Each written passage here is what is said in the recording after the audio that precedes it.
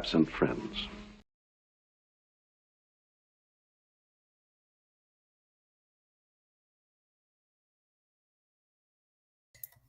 Hello, I'm Anti-Derivative Jill, and I hope you're well. We'll talk together soon.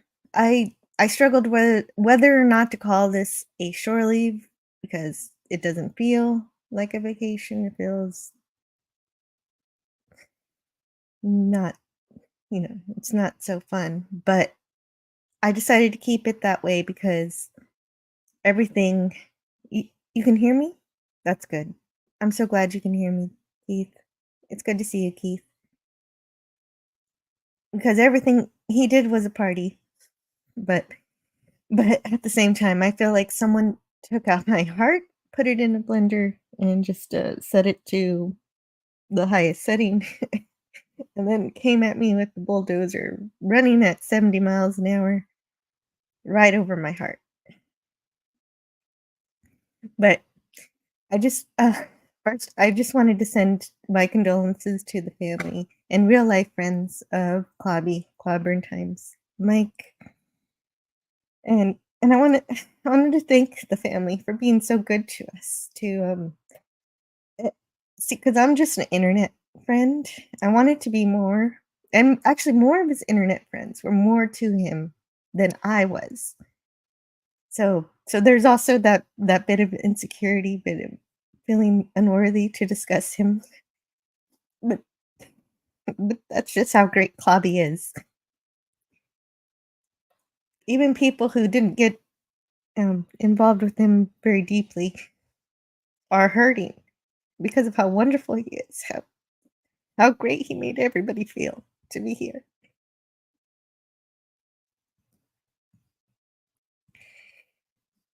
So so this live stream is dedicated to an absent, irreplaceable friend, and you know him as Clobbering Times, Mike, and so I'm not a comic book fan, but I'm a Star Trek fan, so we that's where we bonded. I loved Red Dwarf, and stuff like that, science fiction in general. I'm not I'm not simulcasting to different sources today, just YouTube. I'm also never monetizing this one. If anyone does send anything, it'll go to the family, even, the bits that YouTube takes, and that would be my donation, which I'll send to that GoFundMe, which is pinned to the chat at the bottom of the screen. As I understand it, people have been really good and generous to that so far, and that's just the business that I have to take care of for this show. And so I've been doing a combination of crying and laughing this morning as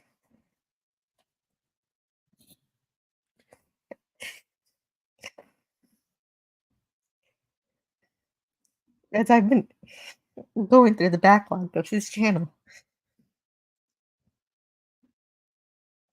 And the thumbnail I used today was from Shore Leave, which was a sequel from Star Trek, the animated series called Once Upon a Planet, which I really love. But I was listening to Abby's review of it for the first time this morning.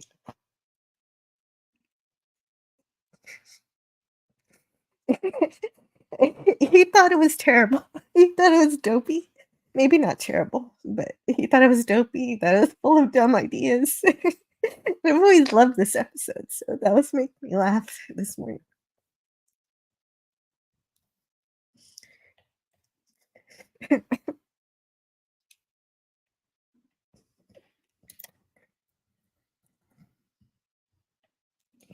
In a second. I gotta say hi to you guys. Because I'm happy you're here. Glad you're here. Thank you. Hmm. Hello to Matt G. Good to see you here. Also Keithy. Gavin Blackburn, hello. Lemon pie. Oh, this was the thing. Oh, that's what I wanted to do. I wanted to write down names that Clobby did. Because that's the thing that he used to be able to do. Um, but maybe I'll just type them in Notepad. Mm, be a little more digital. Keith E. Gavin Blackburn. Lemon pie. It's always really great to see you, lemon pie.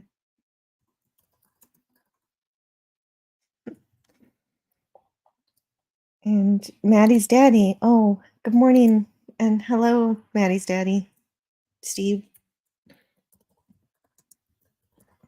And also, hello, pop culture curator. Good to see you today. Gorilla's random thoughts. Kapla.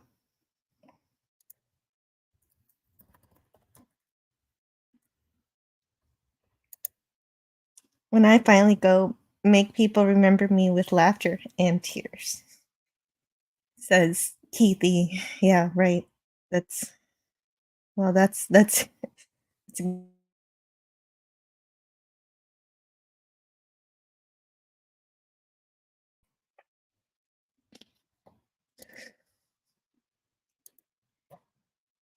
Um, oh, oh, really, really, Steve.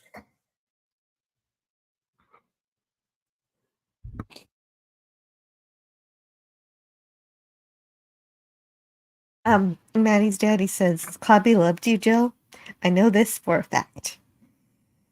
Oh, fact. You bet.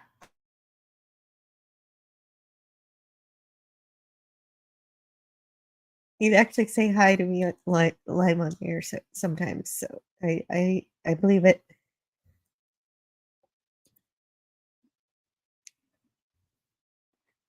And um, yeah, so I'm glad you guys are here.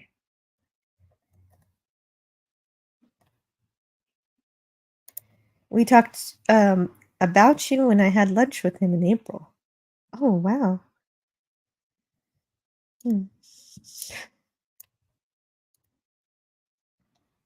Yeah, and but I guess that's something both Raquel and Clobby were really great at, or when they talk about Star Trek.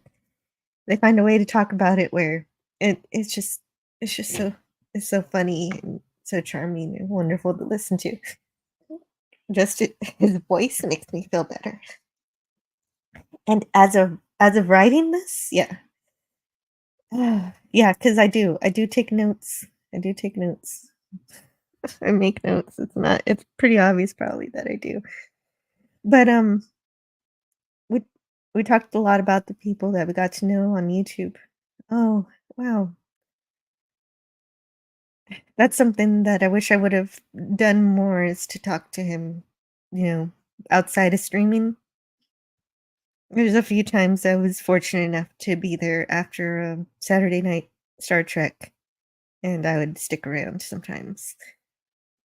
Mm, there there was at least one where I stuck around for a couple of hours, which was really great.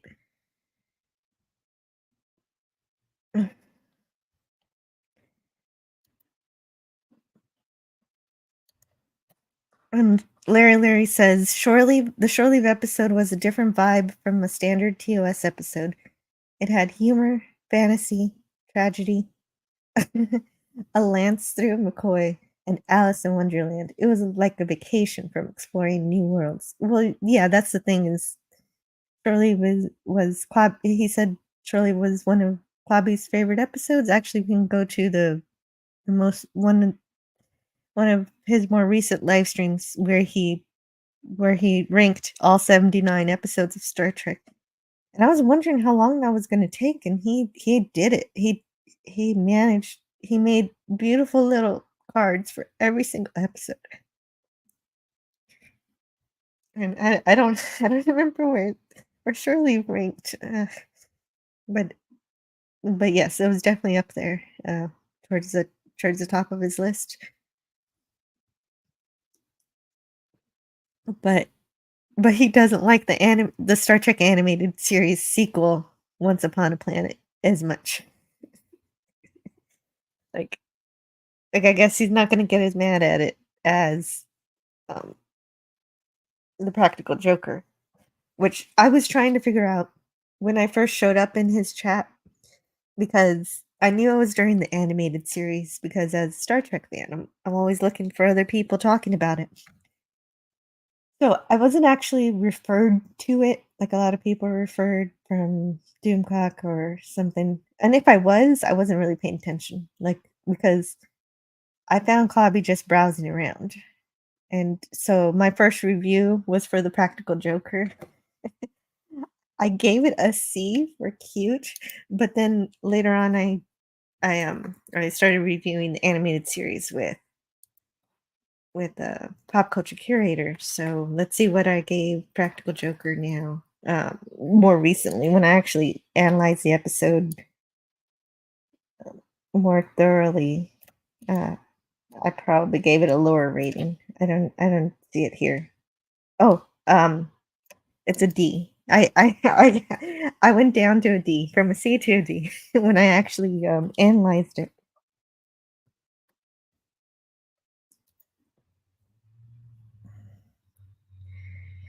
And so I'm always looking for Star Trek, and so that's how I found Clobby.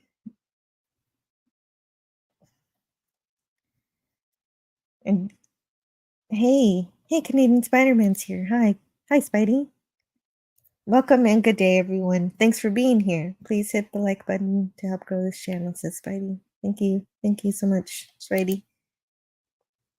Oh, speaking of which, I meant to do this earlier. Is we've got a, a the GoFundMe for Clobby's family is still up.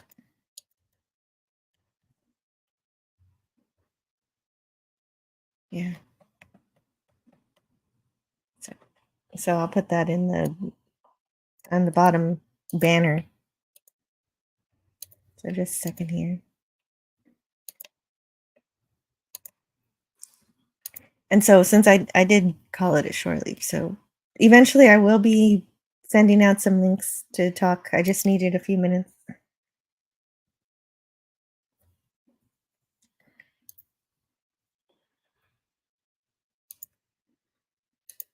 And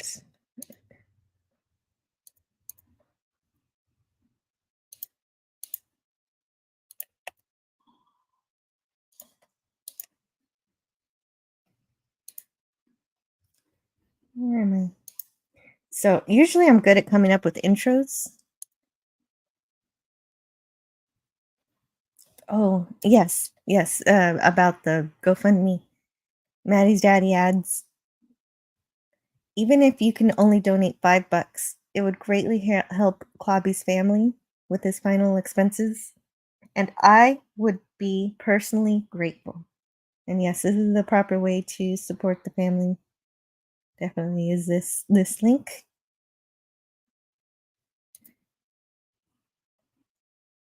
But yeah, there are no proper words for this terrible thing that's happened. It's just it's really too soon to be here, but I miss him, and I miss lurking. I miss uh participating in the chat already. And I don't know comic books, so most of the time on Mondays I'd just be listening while doing my own other stuff. And then on Wednesdays sometimes,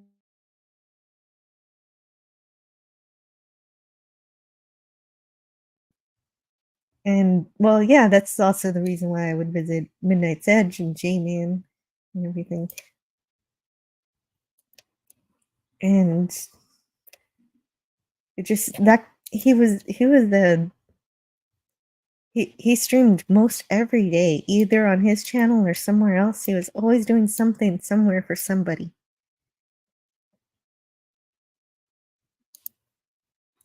Larry says, "I'm really going to miss Clobby, Mike. I regret never meeting him face to face." Yes, me too. I I echo that. He spoke to all of us in our love of TV shows, movies, comics. He did have a comic shop here online for all of us drop in. Yeah. Yeah, his comic book shop or his convention, it was always amazing.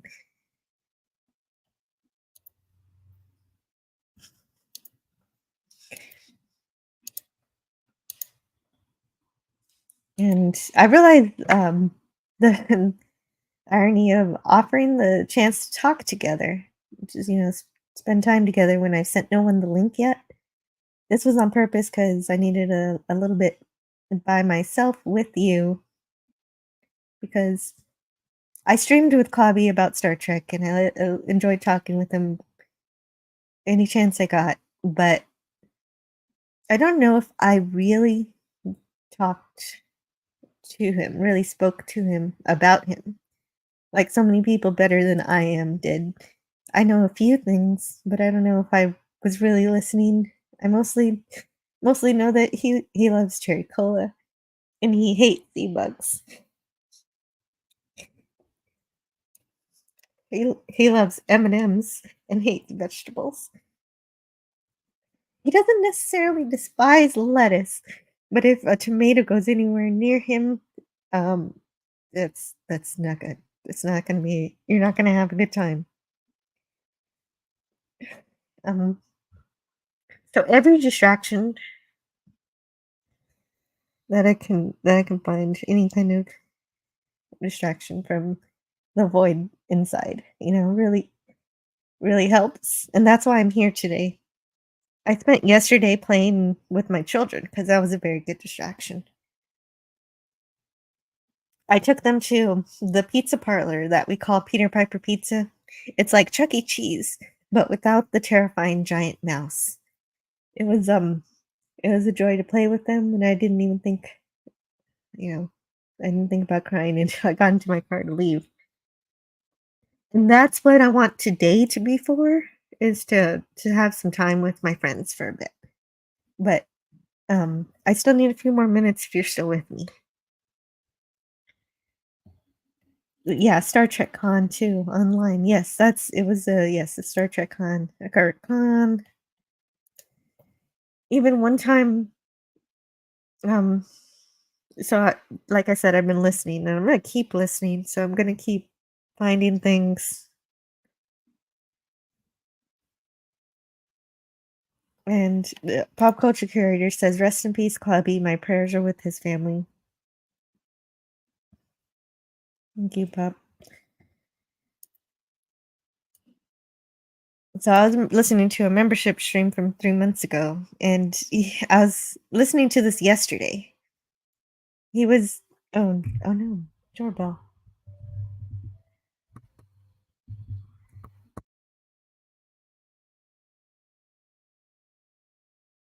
Bobby was asking if I was okay because I had just been in a serious car accident. Because he really cares about others, and I actually listening back on this, I was a buffoon. I was kind of a jerk. I think I was brushing him off, saying I was fine, and I kind of rolled over my chance there to have a personal moment with him in my rush to just goof off. I think but but he let me tell the story of my accident, which obviously I survived, but he cared. He cared about how I was doing, and that's what mattered there. That membership was actually, chaos anyway, but no matter what happened, Clobby, he's patient with everybody. He even though, um well, like, when he used to have his global geeking, he would do a roundtable kind of discussion because he always wanted everybody to have a chance to say something, and even in the membership stream, which was a little more chaotic, he still circled back to people he knows he hadn't heard from in a while. And so that's really what matters there is that he was there for everybody. And speaking of um being there for people, there's a certain thing I do for my family, which is to serve them lunch, and it is here, so I need to do that. I yeah, I will be right back. But okay, is there anything I can play that that can tide us over? Bone says, hi Jill, just leaving a like from work. Yes, yes. Oh yes. That's great, mom. I'm okay. I make sure that they're fed and they're clothed and I play games with them. I don't know. It's just they're fun. Let's see what do we have here. I was playing hide and seek with my daughter yesterday. That was funny. And you know how kids aren't really very good at hide and seek, so I'd have to make noises to help her find me.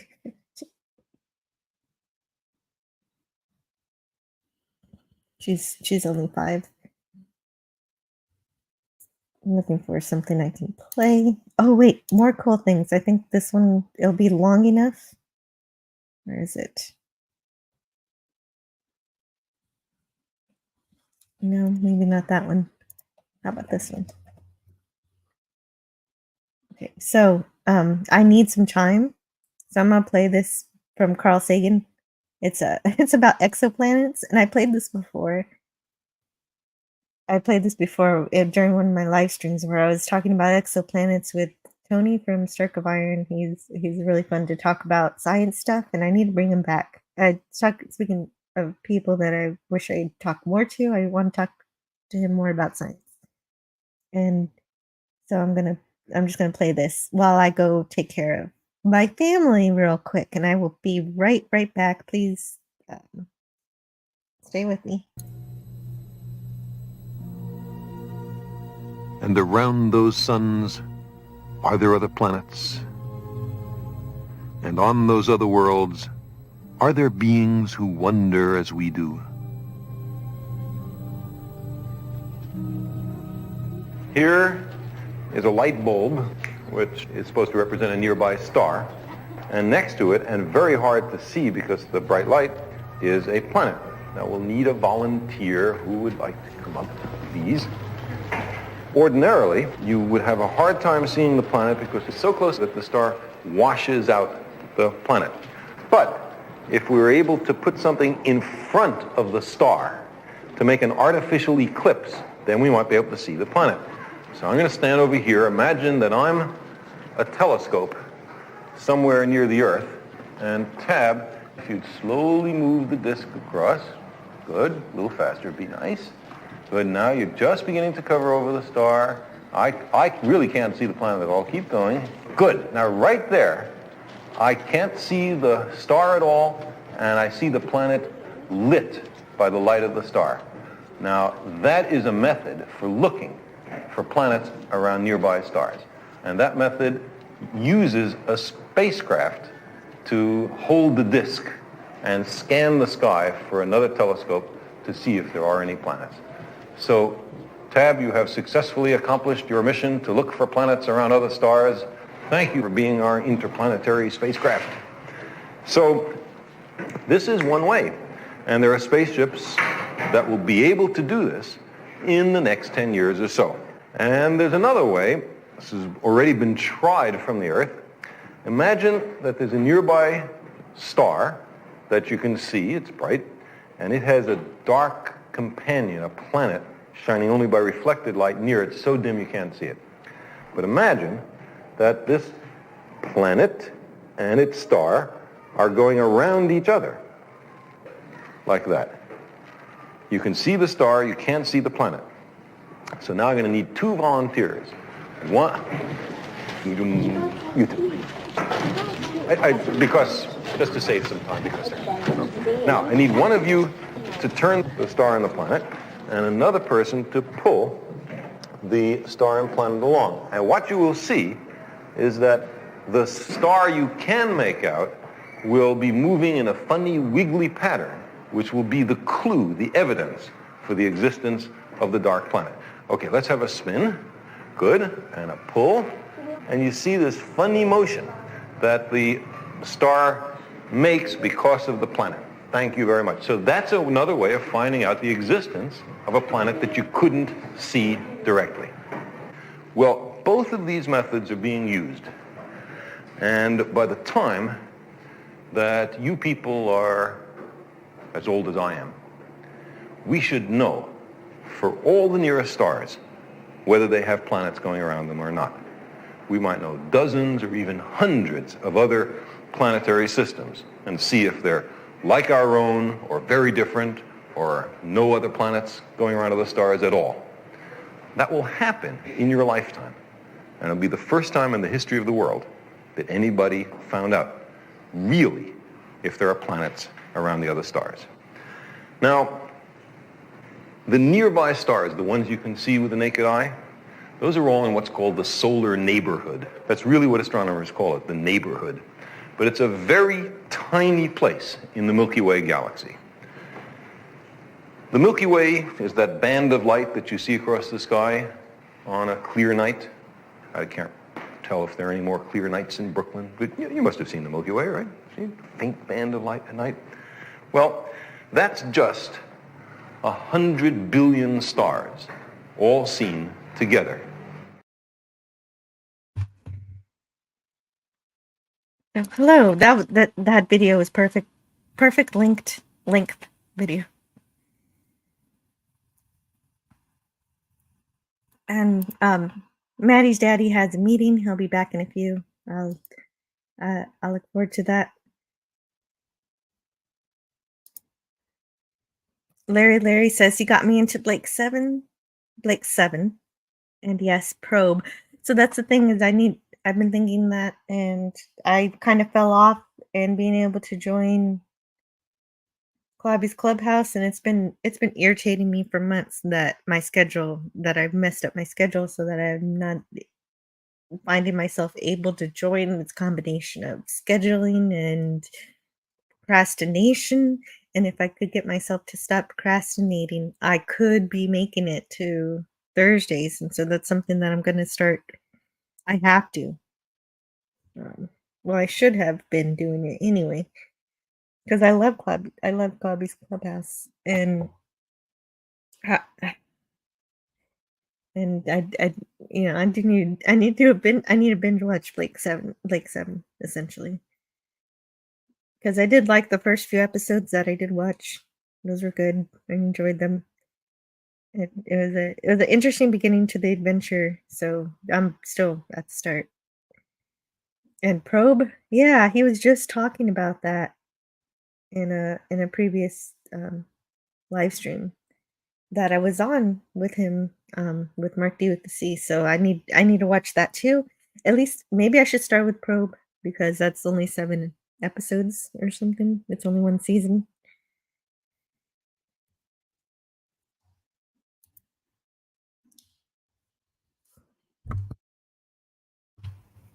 Hello to Bone. Hi, Jill. Just leaving a like from work. TGIF. TGIF. Yes. Yes. Thank goodness it's Friday. And Canadian Spider-Man loves talking science, especially planetary science. Cool, Jill. Yeah, definitely. Well, Carl Sagan is one of my heroes of the kind of scientists who can talk to everybody about science without, he can speak to everyone, where everyone will be able to understand him, as a layperson who's just a fan of science like I am can grasp what he's saying. I've only ever went up to physics 2 in college, but he puts it in a way that is digestible, but still accurate. and it's amazing to listen to him. He's basically a poet, and I love to listen to him and his personal journey, Cosmos, a personal journey, and I'm really grateful that I could just play that entire clip. I know it's not. I don't know it, if there's any copyright claim on it. It'll be for the music that's in it rather than the actual content. It's not like if I try to play my other science hero who is David Attenborough, I'll get in trouble for 7 seconds of playing him. The BBC will strike, and so yeah, so I can't play my other favorite person. Like if I were to want to, if I wanted to share um David Attenborough, then I'd be screwed because the BBC doesn't allow me to share. I realized I don't have a connection to Steve Mitchum. How do I is he even on Twitter? Does anybody know?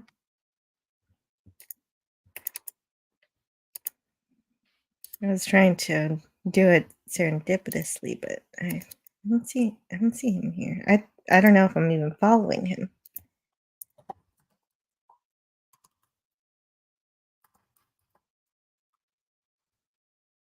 Hmm.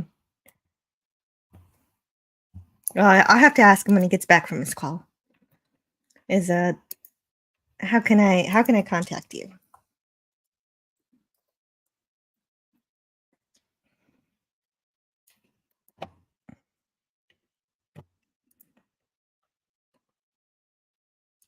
Have an engineer be called the science guy. Bill Nye the science guy. Yeah, well, it works. That is marketing at its finest with a catchy jingle. Hey, even when I was a kid, I loved that show. That was a really good show. I prefer to remember Bill Nye as he was in the 90s. I don't mind. I don't mind. I don't mind that he's an engineer who calls himself a scientist. Does he call himself a scientist? He's a science guy. See, that's how he gets away with it. It's kind of like how when you go to Sonic and you get ice cream, it's not actually ice cream, but it's like a milk product or something. I don't know what they call it. It tastes like ice cream, and it's a lot of fun. And he did make science fun for kids. I had a lot of good times watching his show and his comic sketches. He made it funny and good. Gavin Blackburn says, "Billions of stars, millions of galaxies. We are not alone. They don't speak to us because we are not yet ready." Yeah, I don't know if they've actually like how important are we? We're kind of in the boondocks and in the outer rim of the galaxy, just in the middle of nowhere. So any species sufficiently advanced enough to reach us probably has no reason to visit us. But that's just what I think. And but definitely there are so many stars, the likelihood that there are at least 3 or 4 other civilizations just like us who haven't yet reached the stars is really likely, more likely, I think. And as Larry says, lots of exoplanets have been discovered and seen. Yes, this is true.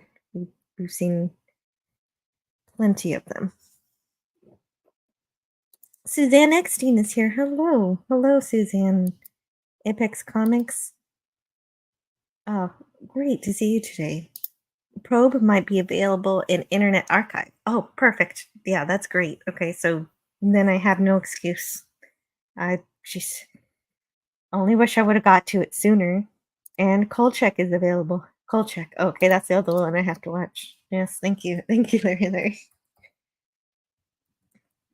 Is also available in the Internet Archive. One of the things I did watch that I was inspired to watch because of the Clobby and CLOBBERIN Times channel was UFO, which I'm still working through.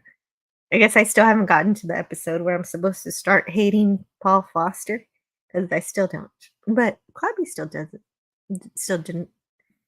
Uh, he didn't. Damn it. Hmm. I had him on my side on that one at least. It's not fair. That's how I've been thinking of it. Pop culture curator. It's not fair. It's not fair. Gavin Blackburn says, I watched 10 hours straight of Lost in Space. Oh, wow. Wow, that is true binging. That's true binging talent there, Gavin Blackburn. That is impressive. On the Internet Archive yesterday. You did this yesterday. Didn't see The Great Vegetable Rebellion. Well, yeah. So that's in season 3. I have not yet. We haven't reached season 3, and our pop culture curator and I are reviewing it with Gorilla's Random Thoughts and Pleasant Valley Picker, and we haven't gotten there yet either. We're still in season 2. We're getting pretty close to the end of season 2 though. So we should. I don't know. I don't know. It's coming up. It's coming up. Keep a lookout on Pop's channel for more on that. It's good. It's good to have a fun series like that to watch. It's yeah. You don't watch it for its scientific um, verisimilitude, but it's pleasant. It's wholesome, and we are missing a lot of wholesome things today. Soft serve, says Larry. Oh yeah, that's what it is. So Bill Nye is soft serve science.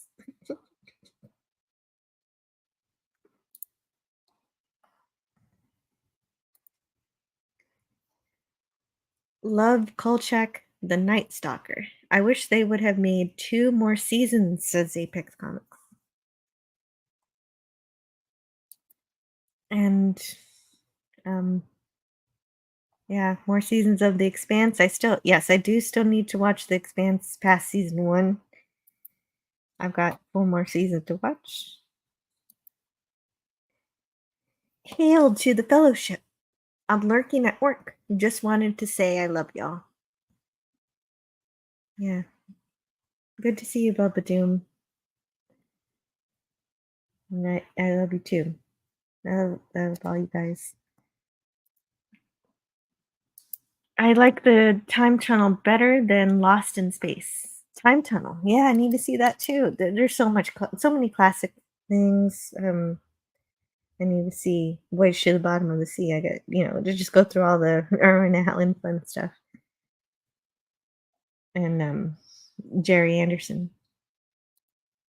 Lost in Space used a lot of outer limit critters and props. Gavin Blackburn says Land of the Giants is my favorite Irwin Allen film. Ooh. Yeah, so definitely those, so many things on my list. So many things on my list. And but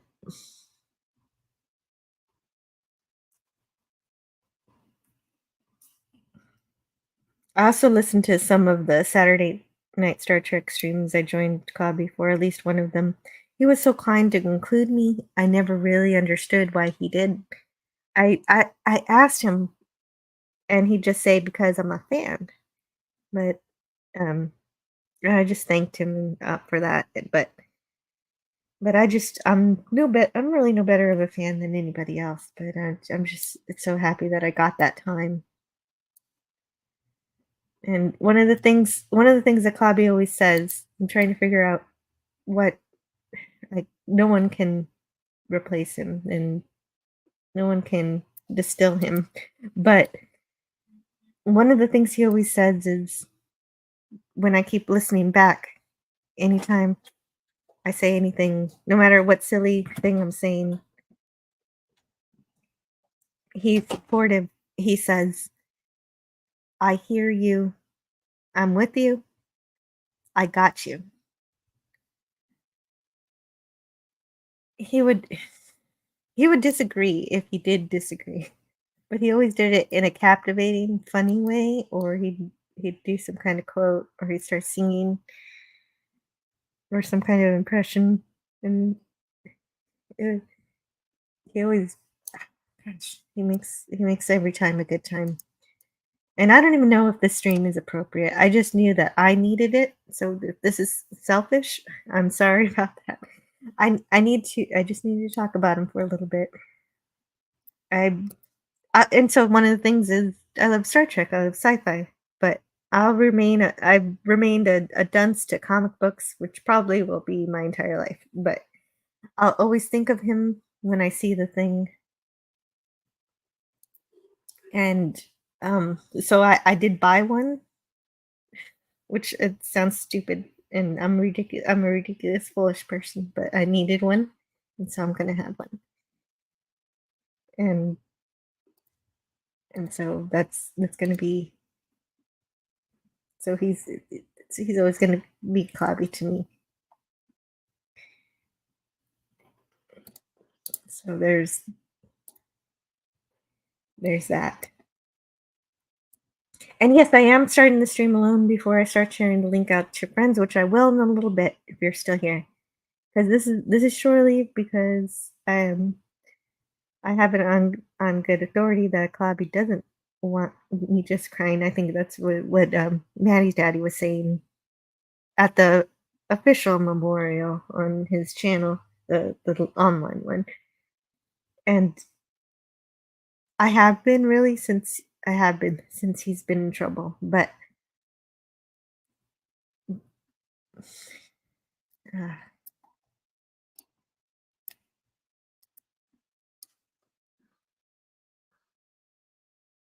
I told my mom what happened, that, and because she's someone I always pick up the phone for, and she consoled me, but I didn't elaborate just how much he means to me, which is evident because I love him, I miss him. I don't have the amazing stories of meeting him in person or interacting with him in a intimate way online, like like a close personal way. I wish I would have talked to him about stuff more. But I am going to treasure hearing more about him, hearing more stories about him from the people who were closer to him. Another one of the last streams I was on with him was with Mark D with the C. And it's evident just hanging out with him even more that we've lost such a repository of deep and unique knowledge. And libraries are my favorite, and he was a living one. We're fortunate enough that a small subsection of that library is recorded in the hundreds of hours of live streaming he's done, both on his channel and off of it.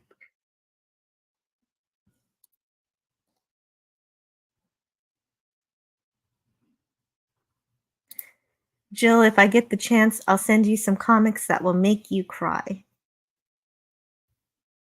Wow.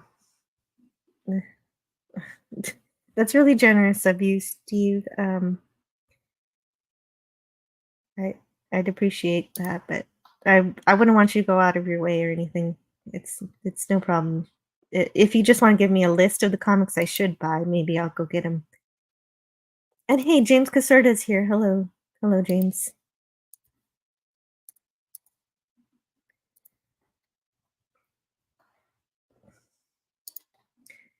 Clobby's answer to the Deckard question remains the most correct one.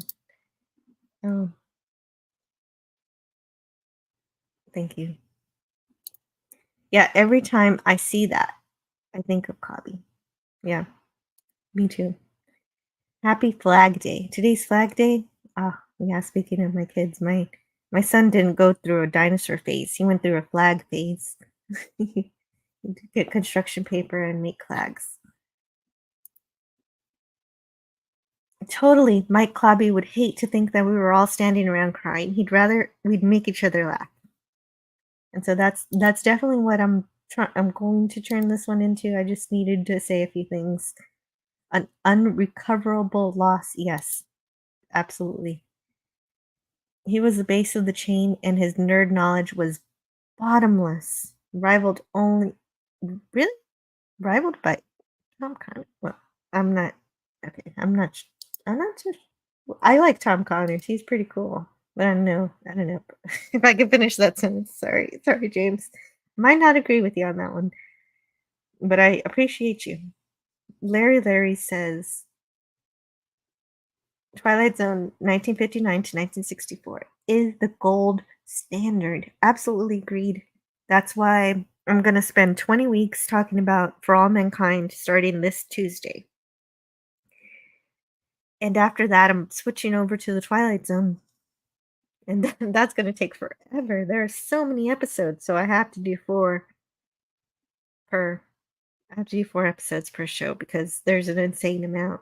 That absolutely mind-boggling amount of Twilight Zone. We're so lucky to have it. It's only 5 seasons. Only 5 seasons, but they made so much of it.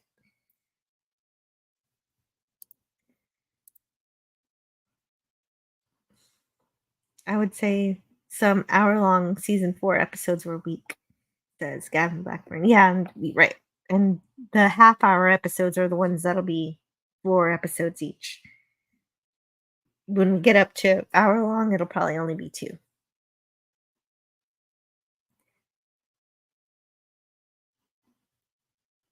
Yeah. Canadian Spider-Man says, "Hey, James Caserta, I have some news for you from our pal, Radioactive. Can you please message me or Joe? Thanks." At Canadian Spider-Man. Sorry, Jill. Yeah, well, me too. Twilight Zone OG Rod Serling is the best. Yes, he is. Bubba Doom says, Clobby had a unique quality about him. Like you, I never met him in real life, but he was such a man that made folks welcome, and he made you a friend. He is missed. Yeah, he has something special. He had something special. Yeah, there was definitely a quality to him that is it's unachievable. I don't know. He, he did that. He had that magic about him. He made you feel like everything was gonna be all right.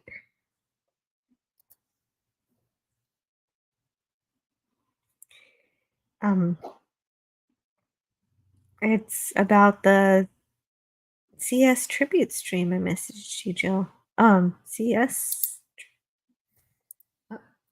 and so Canadian Spider-Man has something important going on.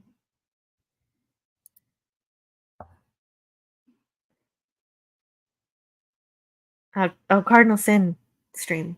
Oh, tribute stream. Okay. Something about that.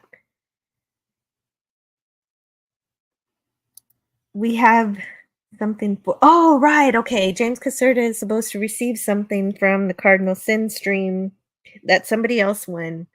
And Radioactive wants to donate his winnings to James Caserta. And so, yes, that was a very important thing that we did for Ariba Vel, which was for making sure some of the more important items for Cardinal Sin went to his friends and people who would appreciate the things rather than toss them or sell them, and someone who would, treasure them. And so James Caserta is going to be getting one of those things. We just need him to DM somebody or email. I have his email, Spidey. So don't you worry. If you don't get in contact with him right now, I can help you later.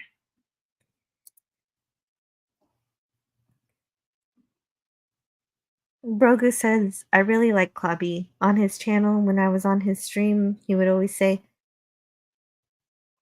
"Hey, Brogu, from my old hometown." And he and I were both from Baton Rouge, Louisiana. I'm going to miss him. I do miss him. I do miss him, Brogu. And Steve says, I'm also from Baton Rouge. Met Clobby in a comic shop called Southland Comics. It was before most of you were born.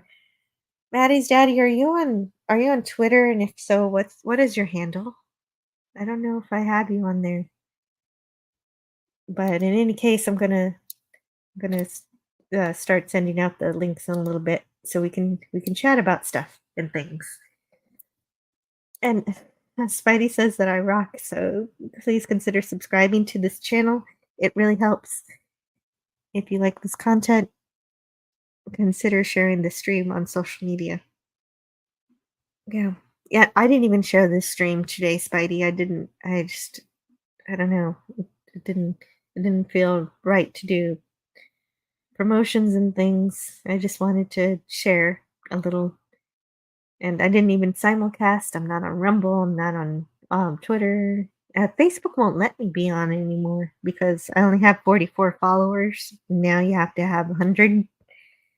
Whatever. I didn't really get that many listeners or viewers from Facebook anyway, so that doesn't matter. Oh, on Facebook. That's where you are. Okay. And you only got Facebook to keep in touch with Clobby. That makes sense. Okay. And I don't know if I have you there. Probably. Let me see. Oh, okay. In that case, I think I know how to find you. Probably in the Baxter's. Goodness gracious, my. Speaking of Facebook not really being a very good AI, if you don't have it normal sized.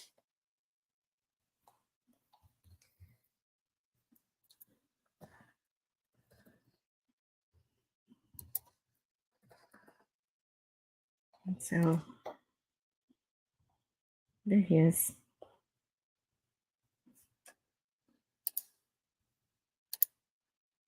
And so I'm gonna send you a link there if you want. If you want. You don't have to. I know you're busy. You're probably doing work and stuff, but just in case. Hi. Hello to Six. Yeah, it's good to see you, Six.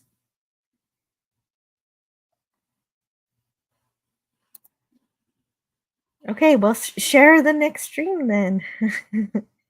Oh, the next stream. Yes, of course. All right. Wait, what? What am I supposed to do? Spidey, if there's something you need to share and you got a link, put it in the chat for me. And it is the middle of the ground between light and shadow. Oh, wait, I'm not reading that right. I need my coffee for this.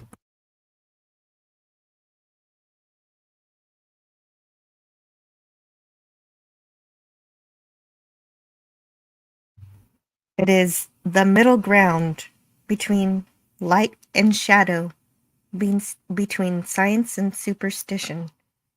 And it lies between the pit of man's fears and the summit of his knowledge. This is the dimension of imagination.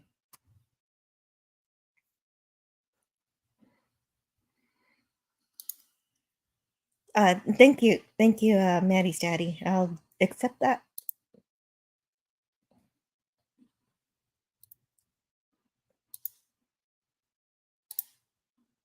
Actually, oh goodness,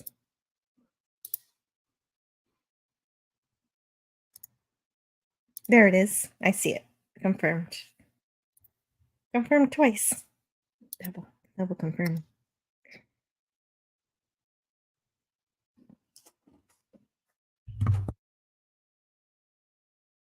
Good morning. Okay, so my daughter is here. She's saying good morning. I will play a clip just for a second here.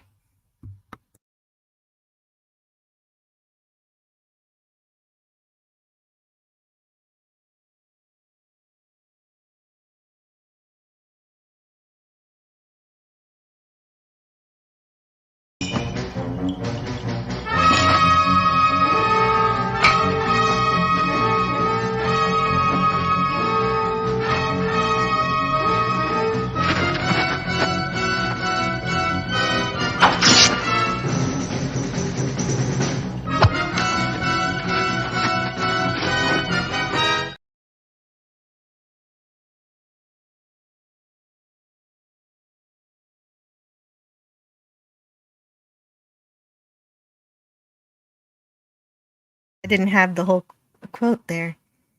It is an area which we call the Twilight Zone.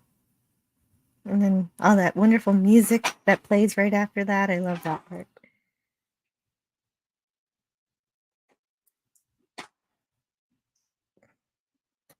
Booger. Oh, Booger made him smile. What did Booger say? Let me see. I missed Booger's chat.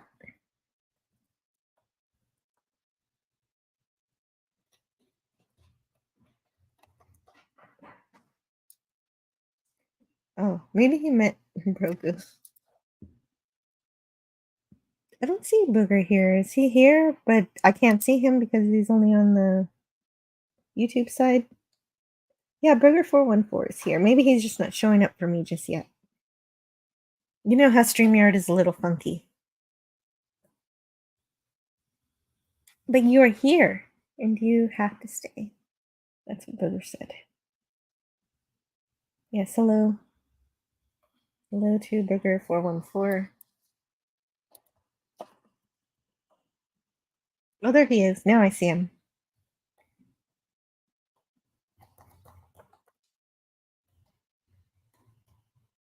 I didn't want to lose you here.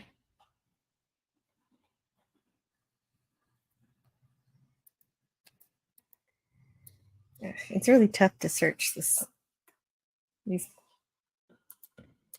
They should make it easier to search on StreamYard for people.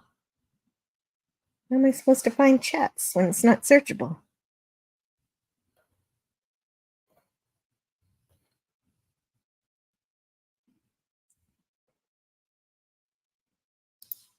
And Maddie's daddy says he met Clobby in a comic shop called Southland Comics.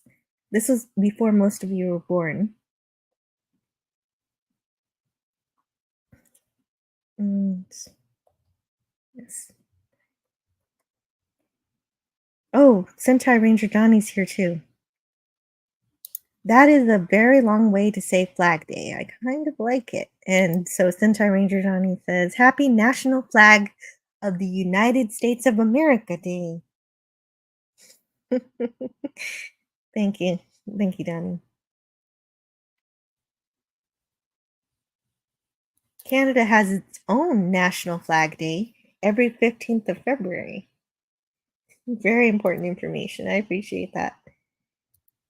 Now I'll know what the 15th of February is for when I'm wondering what comes after Valentine's Day.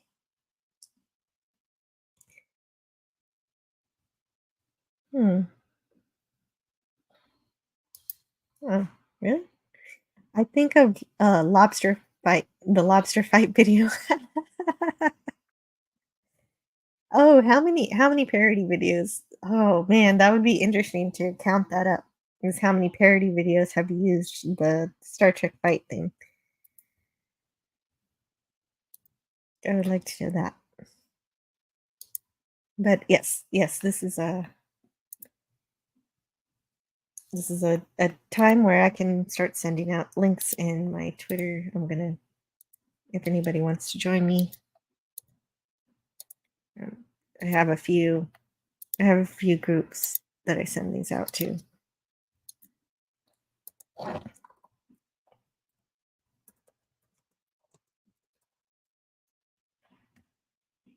And so I guess while I'm thinking of that,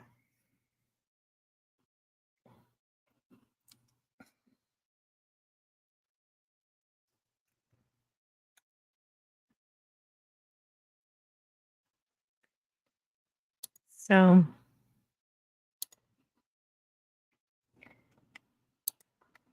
were you nervous when Judy Burns was on? Oh, that's a good question. Okay, so I'm going to be sending out links and I'll be answering that question as I'm typing links to people. And so, yes, yes, I was absolutely, completely nervous. I hope it didn't show. Did it show that I was nervous at all? Because I was. That was actually my very first interview that I ever had on my channel. So and it wasn't just anybody. Like it was Star Trek It was somebody who helped create Star Trek, real Star Trek, and the fan fiction Star Trek, which is also pretty real to me too.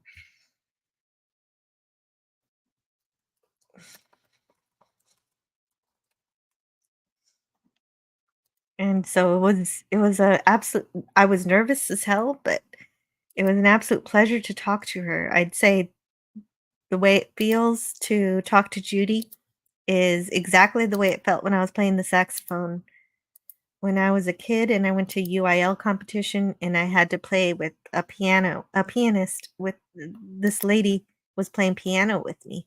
And I wasn't the best. I wasn't the best at the saxophone. I was probably not getting everything perfect, but no matter what I would do or how I would play, she would match me up perfectly and sync with me. And she was absolutely a generous person to speak to me as if I actually mattered. She really cared what I had to say. She Judy is amazing. I would love to talk to her again, and I know she's working on a book about Star Trek. So she's oh man, I have to remember what it was called, but she hasn't written it yet. So I guess I have time. I have time to figure it out as I'm sitting here sending out a few links here. Oh right, I can post the link in here too. And I I hope she does write that book. She has a partner she has a partner in crime who helps her, not in crime, but she has she's like a dream for science fiction fans because she not only understands storytelling, she studied it when she was going to write this episode for Star Trek, the Tholian Web for season 3. It's why the Tholian Web doesn't feel like a season 3 episode. It feels like season 2 because she cared so much about Star Trek, like about the job, not necessarily about Star Trek, about the job she was given. She had a job to write a Star Trek episode. She did like Star Trek, but she watched the episodes. She listened to the episodes. She didn't just watch it. She also tape recorded it. And so she would listen to it or recorded it somehow, I'm not sure. And she'd listen to it like a radio play in order to get a feel for how to write the dialogue because she respected the way the show was and she wanted to achieve what fans of the show are expecting in terms of how the show sounds. And I admire that greatly. And Judy. She's cool. She's the coolest. And like I said, she had I forget the co-author for that episode. I'll look that up once I'm done typing in once I'm done in the Twitter. I am a bit distracted right now, so thanks for if you're still with me, thank you for hearing me babble about how much I love Judy. Judy is amazing. And, Chuck was great too, and it was really great to talk to Chuck, and he was kind of like, um he was more like a rock star. He kinda came in and just had he had his own like, he knew how to present himself and to talk about, he loves talking about Star Trek Continues, and you can very much tell that he wants it to continue. He didn't want it to end, and I think that a lot of people who worked on Star Trek Continues feel that way.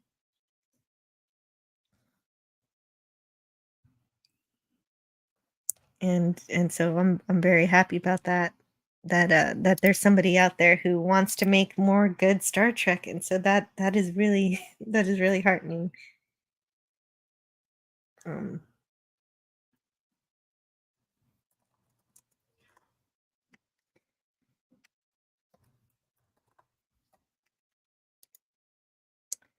and yeah, that's really goodness.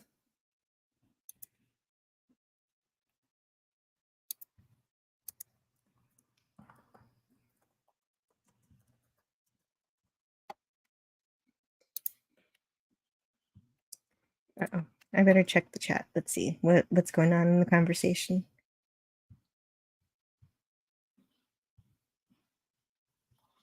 She wrote the Tholian web, yes. And the partner that she works with, another thing that makes her so amazing is that the partner she works with is kind of the science consultant. So any story that she comes up with, she has somebody to help her make it science fiction more like she knows how to write the science fiction story, but he really helps her with the details of how to make it more engaging. And that's why I really love the way she writes and what she writes.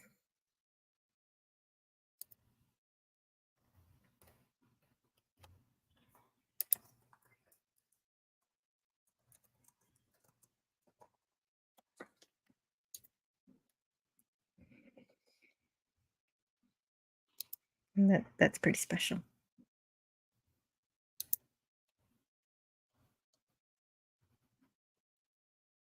And so I really need to get myself organized.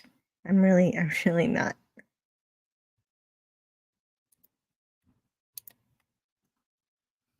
But if anybody's here in the chat, let me know if you want to talk. Let's see, 6 says the 15th of February is known as Valentine's Day. Chocolate is half off day. Yes. James says Judy sounded nervous too. Really? We both sounded nervous?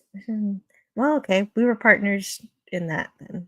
I actually felt really great talking to her. Where's Scotty? Ooh, there's the question. There's the question.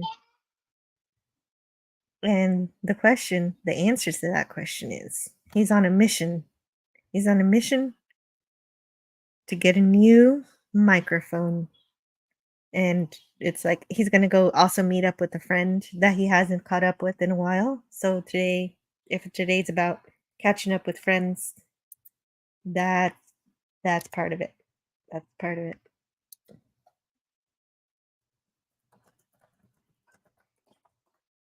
That's part of what we should be doing is if you have some real life 3D friends, definitely take a chance to good.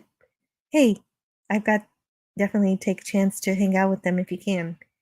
And I want to welcome to the panel Bird of Prey 5, which is a friend I definitely enjoy hanging out with. Hello, world.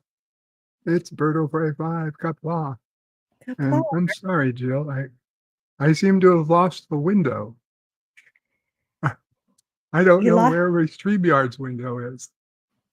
There we are. Sorry about that. I can hear you, so that's I know. Good. I could hear you too, so I knew it was working.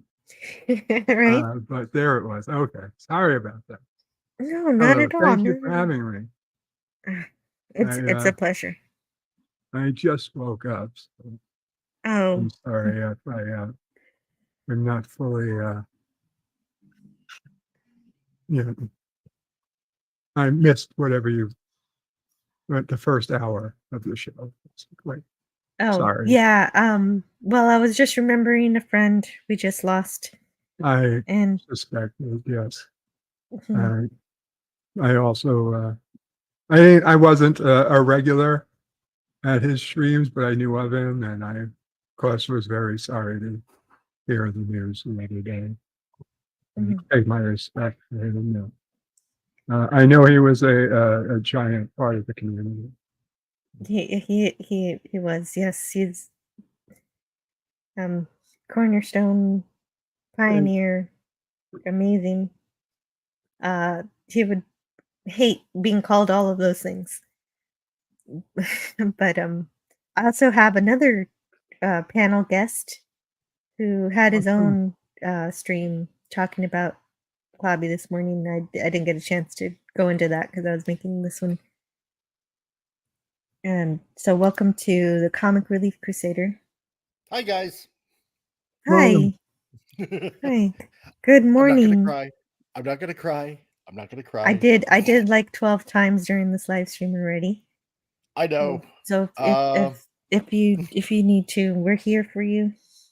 And I'm good. I vented this morning. yeah, So that's what I needed this again, for too. I know, like, I feel completely selfish that I have to do that, but it's like it's a good kind of release, the venting to it other is. friends. Yeah. It's gonna be okay. We're gonna be okay. All of us are gonna be okay.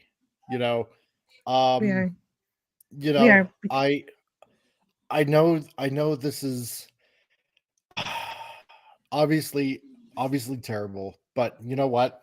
Where this is the thing. This is what I mentioned this morning, right?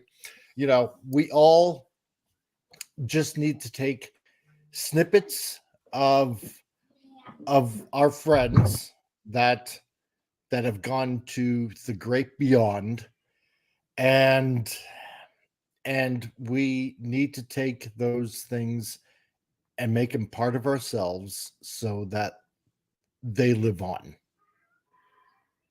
you know well, because yeah, and so yeah, definitely I want to learn from what Clobby has tried to teach us, even things I probably was ignoring at the time or not paying attention to. Just um obviously he's irreplaceable, but we can absolutely look at back at the catalog of everything that he shared with us and see what he has, like, what he was trying to do. yeah, because his clubhouse, like I said, it was literally a clubhouse, and and I'm gonna take that bit and I'm going to extend it, basically, like this place where everybody can just hang out and have fun and talk about all the nerdy stuff that we love to talk about. Well, and that's what I've been doing from, like, since I've met him. I was inspired by him from the beginning when I first found him, when I first discovered Saturday Night Star Trek on CLOBBERIN Times channel. So if you may notice, if you play back any of my original series reviews, you'll see that I promote his channel each and every time Oh because yeah. I recognized that I'm inspired by it and I wanted to pay um, respect to the fact. And I was lucky enough to be a joint part of Clobby's crew. He and Raquel gave me the Yep. honor of being communications officer, and I've always I carry that everywhere I go before, and I will still now over And it like and you're right, exactly. Over the coming months, I will be revisiting my time there, trying to see what it meant to me every time I participated. Even if I keep some of it to myself or I share some of it, that's the thing. The Clobberin Times channel will continue. So yep. the family is going to he's his son Jonathan is going to break into his phone, and they're going to figure out how to make that happen within a couple of weeks or so. Or actually, I don't know the timeline on it because I'm not really. I am Clobby entrusted the channel to Raquel Briggs, and I trust her. Hmm. I trust her to do a great, and she's gonna be amazing. And I know whatever comes forth from that will be good. Oh So yeah. I won't be like, because I have I'm sorry I keep going, but the StreamYard is still sharing his link. So definitely please subscribe if you haven't. So you'll find me there supporting in the chat and helping any way I can. Yep. That's the way it is. Yeah, And that's what we're exactly. gonna do. And and so yes, and yeah, my channel definitely is, it does try to do that. That's why I share the things that I like, and I don't necessarily go out of my way to share the things I don't like, but I will talk about it. Like, but it just won't be in the title description. or the thumbnail.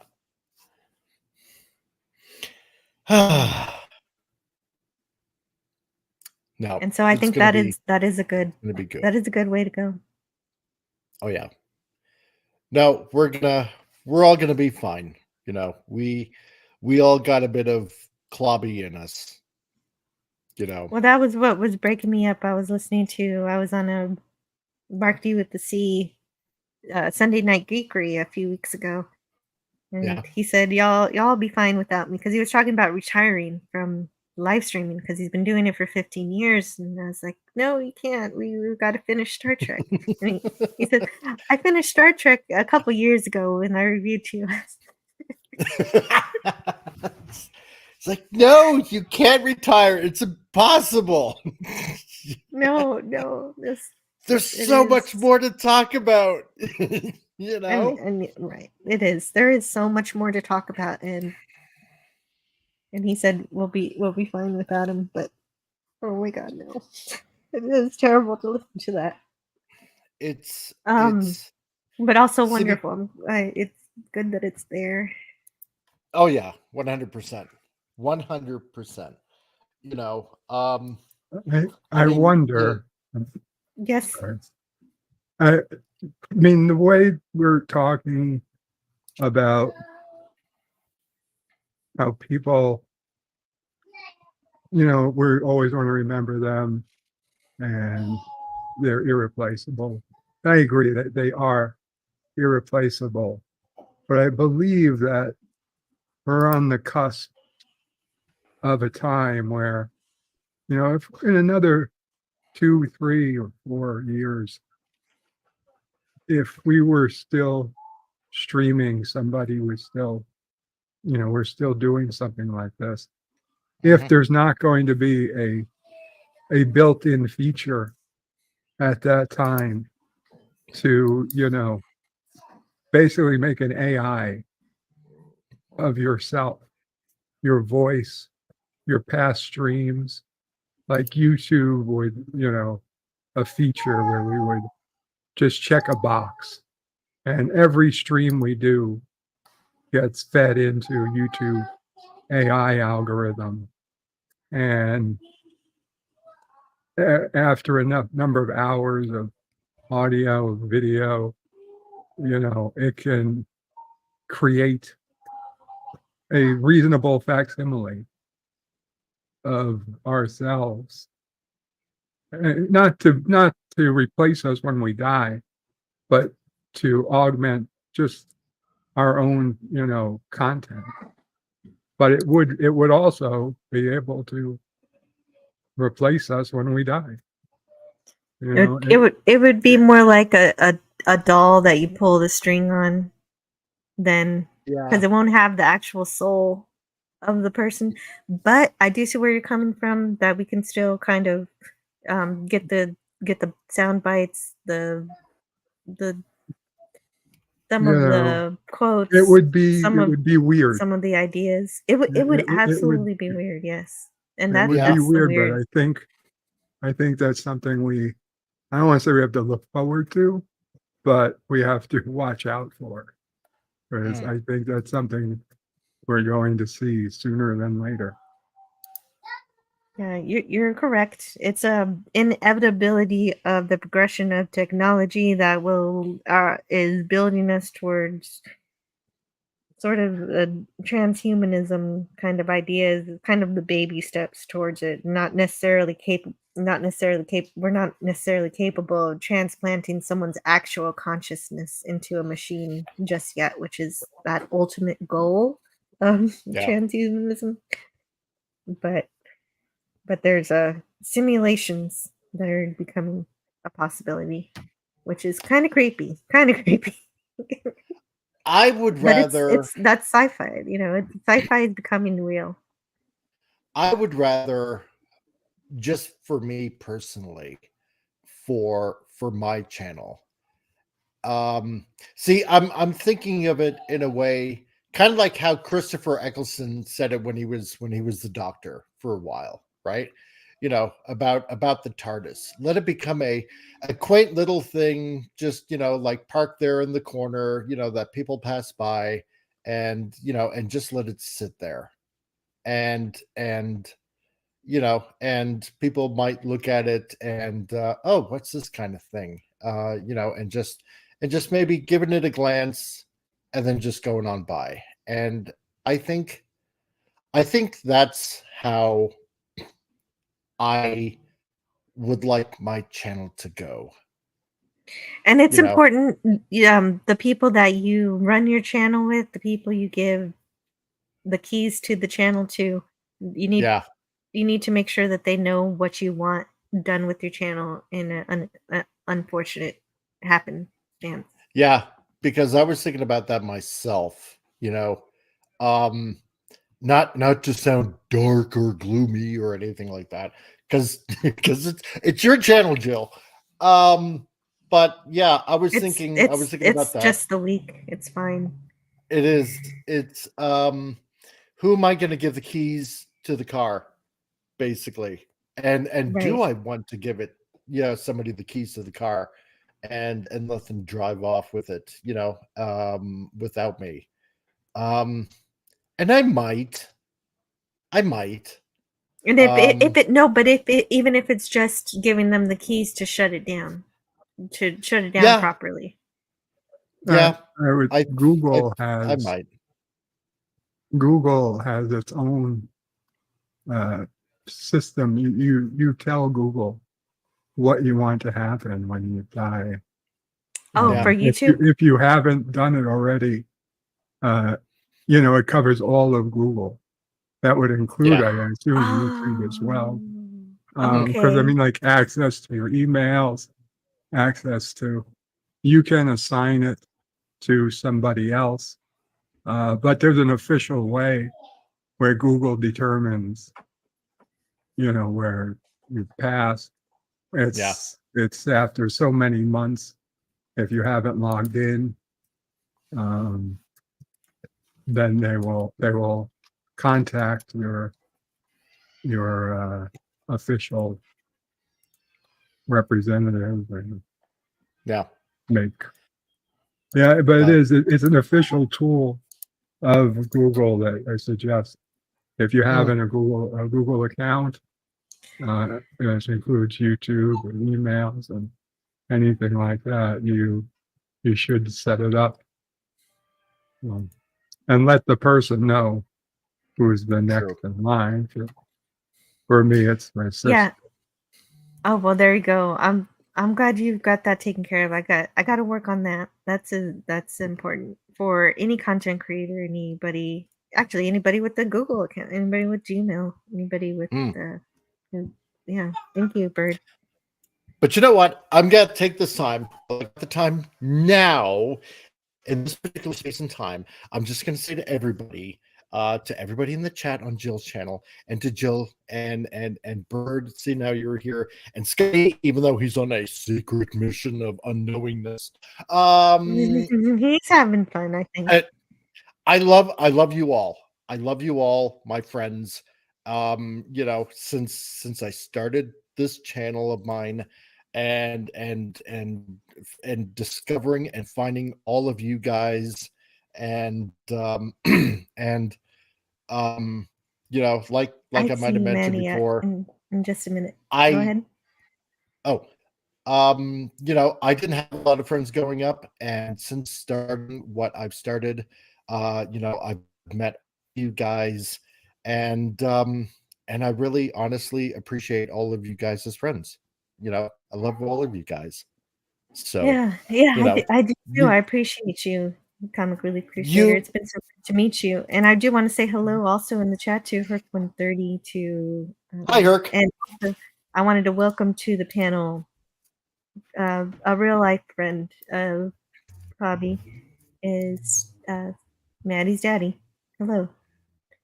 Manny. Good afternoon, everybody. Hello. I hope you can hear me. I'm actually, so I live in Vegas. I'm working, but I'm going to lunch now, so I'm taking this opportunity to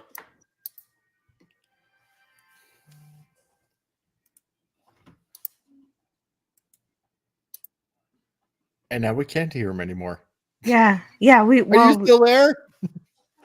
I do appreciate you being here, Maddie's daddy. I understand you're busy. I'm surprised you did click on the link because I was figuring that you were too busy. But I do appreciate you trying to be here. And if you do come back, you're welcome, and you'll be right there.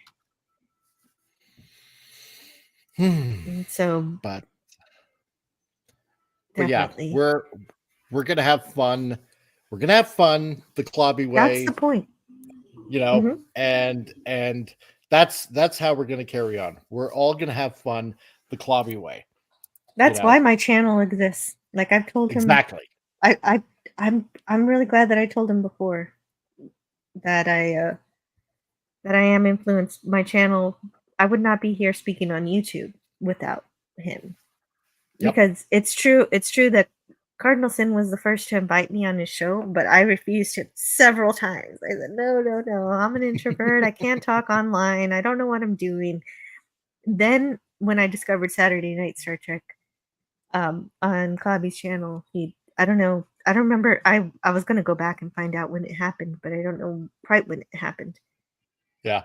But when he invited me to be on his live stream, even though I'd never been online before, I'd never spoken online, he saw something. And so he has a way of being able to see something in people, or I don't know, or maybe he just wants to bring more people into the conversation. You know, why not take the chance and see what they're about. And so Can you hear me?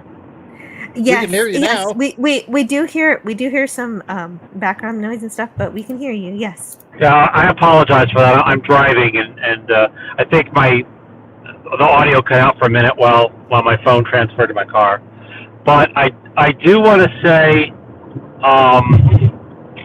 that Clobby had a special place in his heart for you, Jill. I don't know if he saw you as a daughter or what, but I was in April. My niece got married, and I went back home to Louisiana. And the only person that I had time to see was Clobby, and we had about a 3-hour lunch because he knows how much I like to eat Cajun food when I'm back home. And we talked mostly about the channel and the friends, and and you are one that he did have a special place in his heart for you.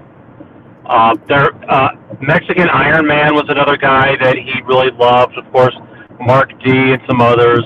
Then there were other people who he sort of idolized, Tom from Midnight's Edge, and Stone Loki, and Latino Slants. So we talked about a lot of people, but he definitely felt a lot of affection towards you. So I hope that you liked knowing that. Yes. I think he was, I do. in his real life, he was somewhat shy sometimes. So it's something that he probably never would have said. Plus, he's always worried that that you might think it was like come on or creepy or something, which it clearly was not. Not once have I ever thought he was creepy. No, he did. When you say daughter, not typically to you, but to just sort of women in general. So yeah. When you say daughter, he did say to me one time, and when I said, I hope my kids grow up to be as cool as your kids, taking you out because it turned out one of his daughters took him to a convention, and I was saying, when my kids grow up, I hope they're as cool as yours. And then he said I would adopt you or something. So I think you're right.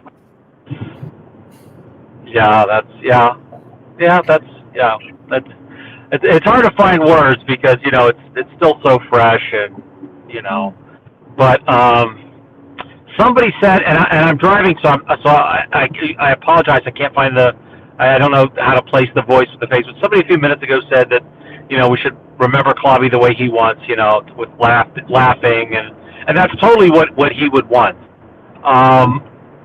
Those of us that know him in real life, and I'm about to use a word here that I hope won't get you, in trouble, but Clobby liked for people to say, "Hey, you fat bastard, how the hell are you?" Because that's how guys of his era. Probably his best friend, I would guess, is a guy named Claude. You may know him as Minimus. Yes. And that's exactly how they were to each other all the time. They loved each other. They were brothers, but never said a kind word to each other. That's incredible. Yeah, it's something that I think men can relate to. Like I hear guys laughing. It's definitely a male thing, you never hear women say, "Hey, you fat bitch, let's go have lunch." It's just but guys, especially guys of Clobby's era would do that. So I don't know if you guys were on the stream the other night. I said I had to deal with Clobby because I always thought I would die first because my family is the history of heart disease. Somewhere in a cave in England, there's a cave painting of the original Mitchum clutching his chest. And I said to Clobby, when I die, I want you to get one of those plastic eyeglasses with the big phony nose and the mustache, and put it on my face. Put it on my face in the coffin, so that people would laugh and not cry. And he said, dude, consider it done. And that's the way Mike would want us to tell funny stories, to give him a hard time a little bit, because that's what brothers do. Yep. Well, then, Maddie, Maddie, I got one for you. Okay. Awesome. Because a few years back, it was getting close to Christmas time, and Wait, I'm I can't look at my phone. So who's speaking? Oh, it's me, Comic Relief Crusader. Oh, hey, Comic Relief. Oh, okay, cool. Okay, sorry to interrupt. Go ahead. No, okay. So it was getting close to Christmas time, and I'm like a pack rat when it comes to like keeping stuff, right? And for years, I had this old Hero magazine, Deep Space Nine Ashcan comic, right? Only a few pages, and I didn't want it anymore. But here was Clobby. That's with Raquel. That's a big Star Trek, big, huge Star Trek fans, right? And like bigger than me. And so anyway, it's like, okay, I want to give Mike this Ashcan because Hero magazine hasn't been around in a couple of decades, right? And so I messaged him and said, look, I want to send this to you because you're a huge Star Trek fan and you love comics, and I want to give this to you. And he's like, no, that's all right. I want you to give it to Raquel. And I ended up getting Raquel's address and sending it to her. And he said, because I got to get that girl into comics somehow, and this would be great for her. And so I sent it to her, and she showed it. What she got, it's like, I ended up getting this comic and this Ashcan, and she showed it live on the show, and Clobby was going on and on about what Ashcans were, and Deep Space Nine. Then they were starting to talk Trek. It's like, and I just find it so fun that this just brought an extra bit of love to Clobby, and it just showed his generosity. And on top of all things, how much he wanted to get Raquel into reading comics. Yeah, he definitely wants to share things that he loves with people that he loves. Yeah. He was succeeding with that with the Star Trek comics. On Thursdays. I like to think that was her gateway drug. Do you want Oh, to explain to Jill what an ash can is? It's kind of like an ash can. Can I It's kind guess? of like, yes, go ahead. Is it Yes, it's more fun that way. yeah, right. I think it's like a sample. Is it like a sample? Yeah, it's kind of like that, like a little preview. Very good. Yeah. It was not the wide distribution comic. It was a one they would make in limited runs before releasing a full thing. Yep. For various reasons, to show Yep. to send to publishers to say, hey, or not but the distributors, things like that.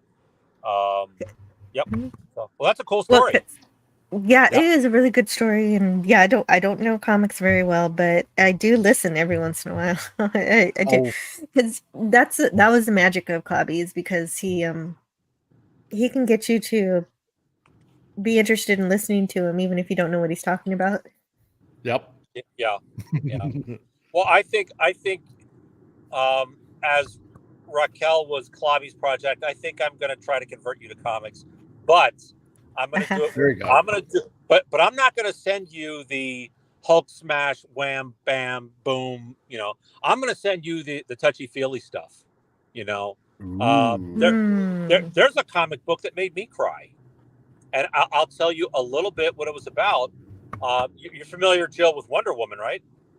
I am. Well, Yes. Wonder Woman has this protege called Wonder Girl. And she was part of what was called the Teen Titans, which originally was, all the sidekicks, Robin and Kid Flash and stuff. And one day, so Batman, besides being a ninja, is the world's greatest detective. And his protege was Robin, who later became Nightwing. One day, an ordinary guy, a school teacher, comes to him and says, hey, I don't know if you remember me. I'm Donna's fiance, Wonder Girl's fiance. And he said, I want to hire you to find out who she is. Because, she was found by Wonder Woman in a burning building, taken back to her island where they siphoned off a little bit of the strength of each of the Amazonians to give her, so she would live. But she never knew who she was. And so her husband-to-be hires Robin, the best detective that he'll ever find out who she is. And it's not, there's not a villain, there's not a punch thrown, but it's very emotional.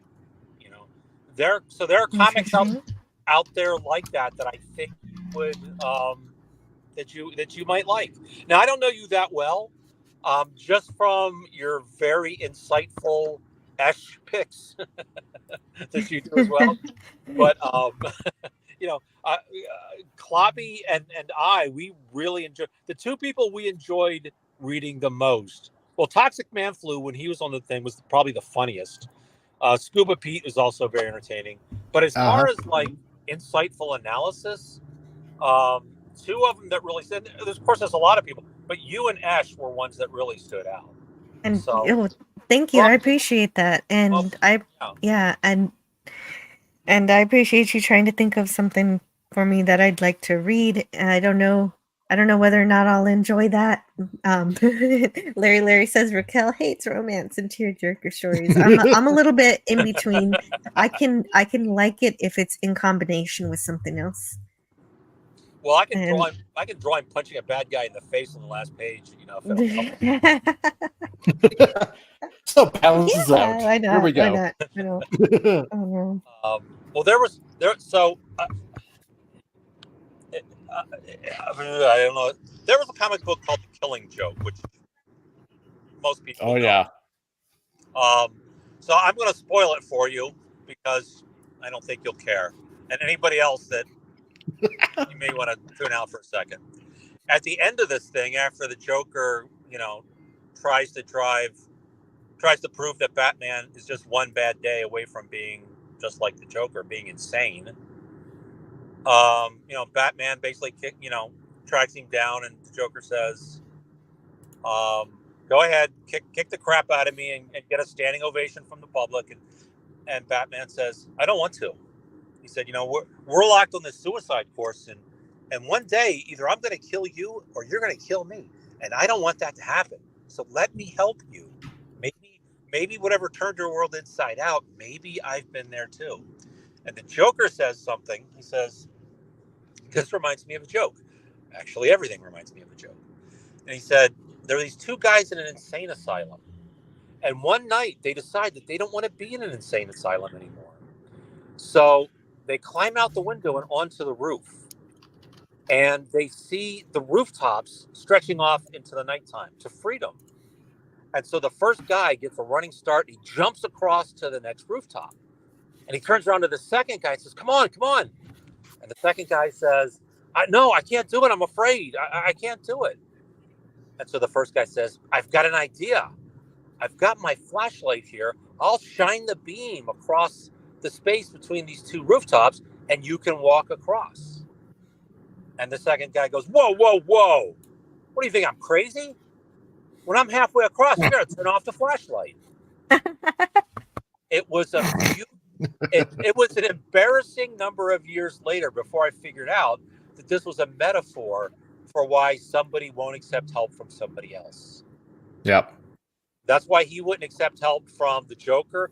And everybody knows Clobby is famous for helping everybody, but not accepting anything from anybody, you know? Yeah. So I don't want to be but anyway, my No, point that's is great. And Yeah. I actually, that's one of the few comic books I have read. I Oh, bought wow. it.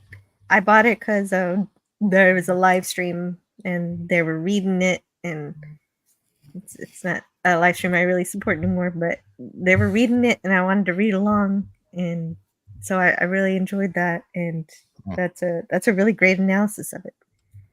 Well, I'm kind of embarrassed it took me so long. I'm sure Comic Relief Crusader, everybody else probably read it and went, ha, ha, what a great metaphor. But for me, it was years. So, but I don't claim to be as smart as you guys. Well, you made it. I'm just about as smart as you. But Jill, I gotta get going because I actually gotta get ready myself here. So thanks for letting me on. So I appreciate it. Of course. Yeah, you're heading out. Yeah, Anything you let's want all to share talk more before you go? Well, no, I mean, just in 15 minutes, I got my show going on, and For sure. Yeah. Gonna have fun, and I do have something in the works. I'm gonna do it for Clobby, because it was a project that we were talking a little bit about, and that I did want him on, but I know that he was on a lot of other shows, and so scheduling was a thing. So I'm gonna try to go ahead with that, and for Clobby and his love of comic books, and see what happens with that. So if you haven't checked me out, check me out on my channel. So there you go. That's about it. So please check out the Comic Relief Crusader, and thank you for talking to me today. I'll see you some other time. Yes, you will. See ya. Take care. Have a good day. It sounded more like a threat than a promise.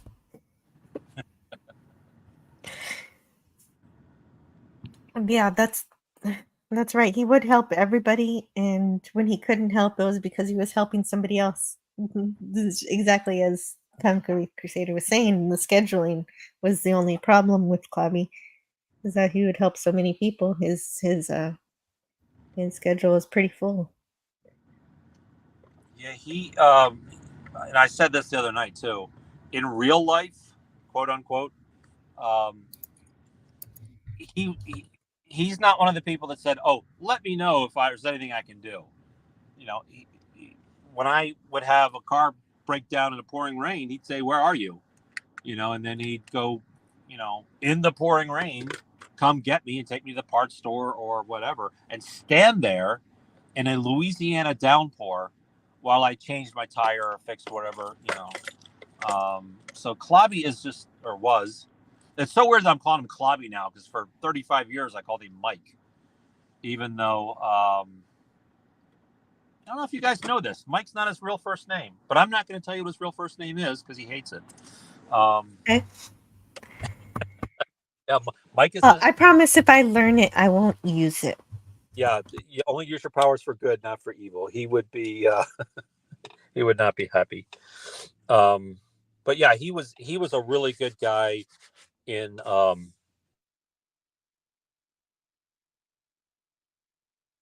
He was, and Maddie's daddy just cut out there, and but I agree with the sentiment. Earlier, and some other people were too who never met him, and even though he would hate that, I would say, "F you, Mike. We need to hear it," and then he would get it. If I said, you know, you don't want people crying over you, but your friends need that, then he would be like, "Oh, okay. In that case, yeah, go ahead.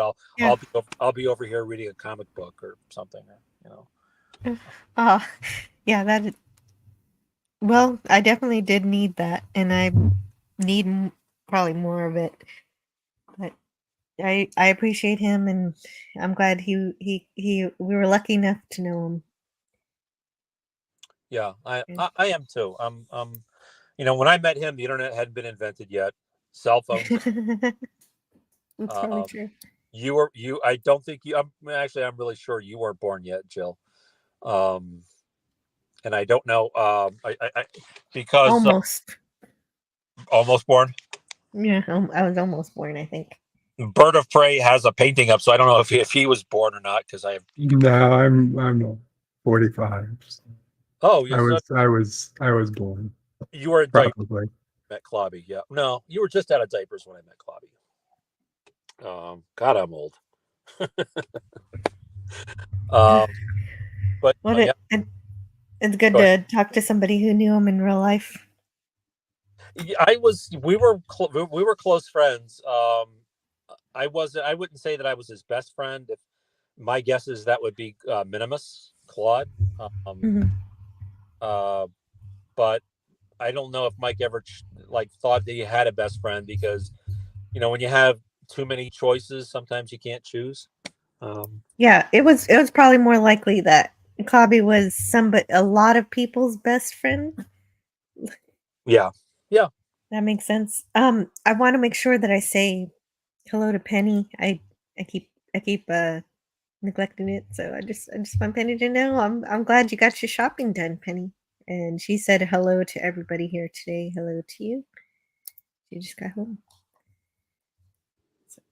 Hi, Penny. So how are you guys doing?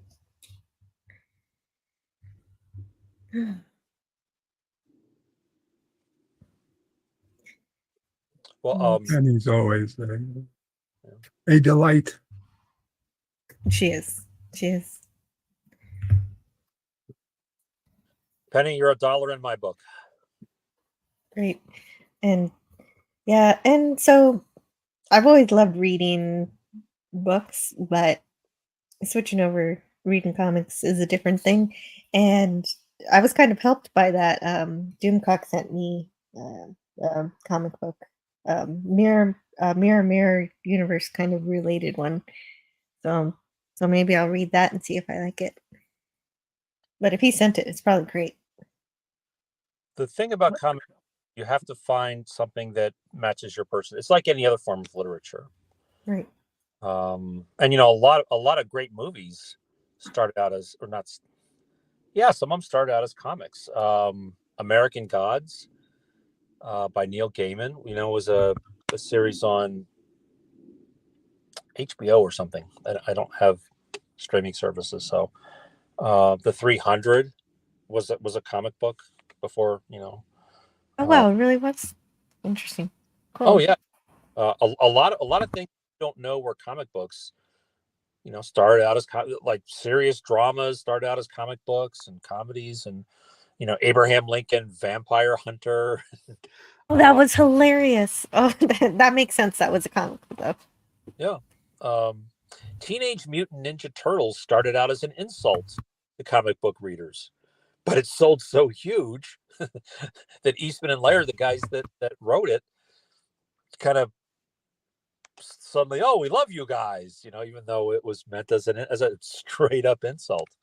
And oh my God, really? I was a baby when I was a big fan of the cartoon, and I didn't know it was a joke. I didn't know it started as a joke. Well, Let's at the see. time it came out, the biggest things in comics were the Teen Titans that I mentioned before, ninjas, um, and mutants, the X-Men. And so he put them together, um, and thought, okay, they're ninjas, they're mutants. What's the opposite of a ninja? Ninjas are blindingly fast, turtle, and they threw it together to be absurd. And it was a way to say, look at you guys, you'll just buy anything, no matter how stupid. And I then, remember in school when the first Teenage Mutant Ninja Turtles movie came out, my social studies teacher was talking to the class, and she was looking at the movie theater and trying to figure out how they could be playing so many movies when she knew they only had one or two screens, whatever it was, but they had Teenage Mutant and Ninja Turtles on two different lines. So she assumed they were different movies. And I guess looking back, sure, if you didn't know what it was, you could clearly think Teenage Mutant was the name of one movie, right, and Ninja Turtles was a completely separate movie. when I was in college, I worked at a movie theater and in Baton Rouge, and the phone number was the theme song to the Teenage Mutant Ninja Turtles. You had to add one more number at the end, but when you would dial the Segan Village 10 Cinema in Baton Rouge, which is now gone, it would go dee dee dee dee dee dee dee, and then people would always hit that last button again so they could hear the rest of the thing. But people, if nothing else, at least a generation of kids learned who Leonardo, Michelangelo, Donatello, and Raphael were. Right, right. Kids did learn about the arts Right. thanks Yeah. to that show. Excuse my pompous pronunciation, but I'm trying to get back to my Italian roots, so I'm trying to pronounce things. No, I appreciate that. I just found I've been studying Italian, and I just found out not too long ago that there's no such thing as a panini. It's a panino, because I on the end of a word in Italian makes it plural. Oh, I didn't know that. Yeah, spaghetti is it would be like us saying spaghettis. Yeah, ravioli is like raviolettes, or yeah, yep. These are the kind of really boring, pointless conversations that Clobby and I would have. Well, no, getting the language right means a lot. Although, if you're speaking these Italian words in English, the incorrect Italian is correct in English. Yeah, it's true. Yeah, it's like, that's why I said it's pompous, because Yeah, just a bit. I like it. I like learning this stuff. I know I sound like the guy who's like, excuse me, it's pronounced karate. So, That's okay. but I wanted to. So anyway, I just wanted to come on your stream for a little bit. I don't want to hijack the whole thing, because I will. Oh, I don't mind that. I don't mind that at all. But I do understand also that you're busy and you got stuff to do and things. So I'll let you go if you gotta go. And Well, I wanted to and I'll be listening. I just got home for lunch, and I'll be listening the whole time I'm driving back to work, and then at work again. But there was, I just want to say, there was a lot of conversations among people. Should we stream and talk about Mike? No, that's undignified. We should have a proper amount of time to grieve. I don't fall into that camp at all. I think that, for me personally, I need to hear about him. I need to talk about him, because a lot, I'm never going to get to hug the guy again, and he's one of the kind of only few guys that I hug, because I'm just not a hugger. Well, with men, I'm not. So hearing people talk about him, hearing people cry about him, like people who have never met him, that makes me feel really good inside, that he, just by being himself on YouTube, has touched so many people. And if that's true. People who will never get that chance to hug him or are upset, and I'm one of those people. Oh, well, for you, Jill, I don't know. You're, I imagine you're probably about 5'5" or so. 5'1".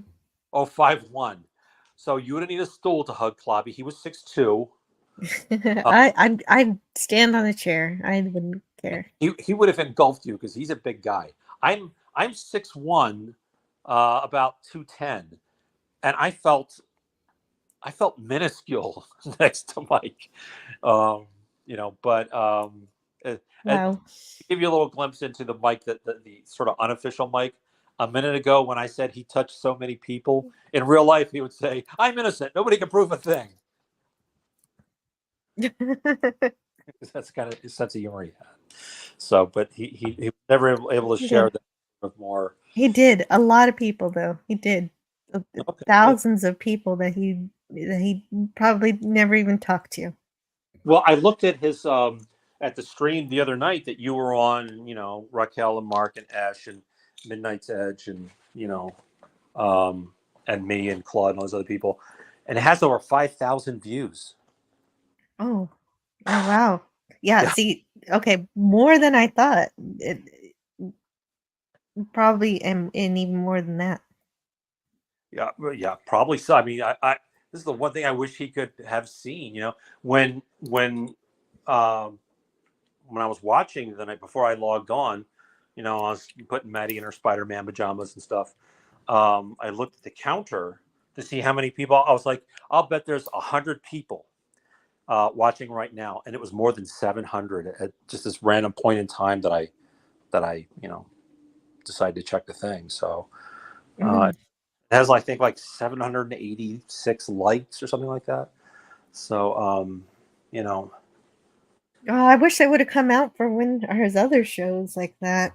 But it does show how many people cared about well, him.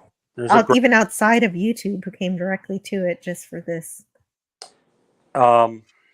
yeah, there's a great line that Riker said in All Good Things. He said, you think you have all the time in the world when you're young. And it's true. Nobody thinks that they're going to die soon. And the fact that the harsh, cold fact of the matter is, I could be dead tomorrow, and God forbid you could be dead tomorrow. I could. I was in a severe car accident recently, and there was a pole that fell. Had Yeah, that pole fallen on my car, that would have been it.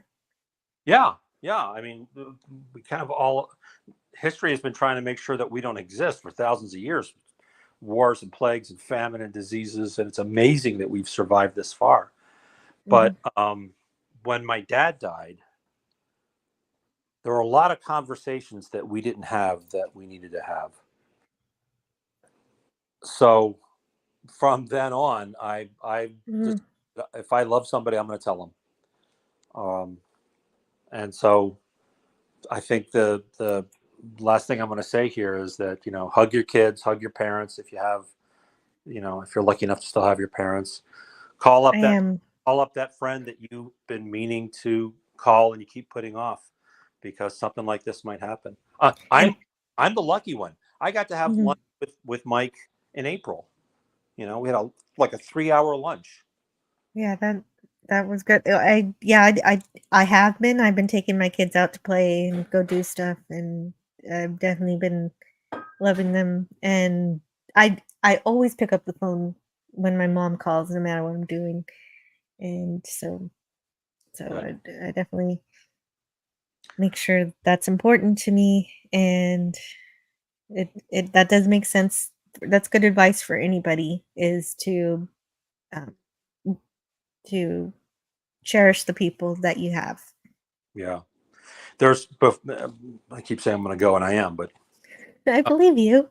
uh, uh, Mike was once part of sort of the three amigos. There's Claude that Minimus that you know about, and there's a friend who died about 20 years ago, and his name was Chris, and he and Claude and Mike would do everything together.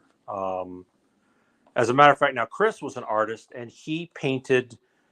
He was hired by Michael Biehn from Tombstone and Terminator and Navy SEALs and stuff. He was Johnny Ringo in Tombstone, And Chris painted his portrait. He used to refer to him as Mickey. And then one day, we got the phone call that Chris was gone. He had cancer or something, and died suddenly. So yeah, even if you're young, even if people that you love are young, but especially if they're older, go give them a hug, go talk to them, take them, go to lunch, go just do something with them, you know. And with that, I'm gonna. That's good. That's good advice. Thank you for leaving us with that. Well, thank you for having me. Thank you for doing this, and I'll see y'all around the around YouTube. Yes, I'll see you around. Thank you. Okay, I'll be lurking. See you soon. Bye bye, y'all. Bye. Bye. And thank you. Thank you so much. And Bird, what's up?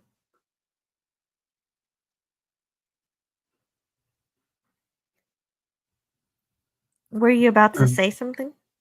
No, I was just saying goodbye to him. And, Oh, okay. Gotcha. Oh, very good. And yeah, it was a. I appreciate learning from people who really knew Clobby in real life, and so I'm grateful that he took the time to talk to me today, even though he's super busy. That means a lot. Oh, but I have a chat here too. So let's see. I'll read the most recent one first, and then I'll go back to the ones that I started. Eugene Bird. Hey, good to see you today. sorry about that, Jill. I got a phone call just as I was finishing talking to you before. I had to pick up. It's over. Oh. I'm good. Oh, you were okay. I didn't. Okay, That's why I didn't okay. respond. Anytime you have to step away, I understand. And only one person. I will remaining. have to in about 20 minutes. 20 minutes? So like by 3, let's say 3:30. Right, you've got your own show. Yeah, but that's till later. But yeah. Yeah, Okay. you can anytime you like, just let me know right before you leave so I can let you, say No a few worries. words at the end. I got at least 10 minutes. Let's put it that way. Okay, 10 minutes is good. Only one person remaining on YouTube that fully understands Star Trek time travel, and so that's Tony. Tony Strike of Iron, who I'm sure is going to be streaming tonight after Doomcock's Friday Night Frolics. He always waits until Doomcock is completely finished, and then he goes on live himself to have a little fun. And so definitely, I'm going to be there for Doomcock tonight. It's going to be Friday Night Frolics tonight, and then it'll be an important one. And so Eugene Bird is saying hello to everybody. What's up?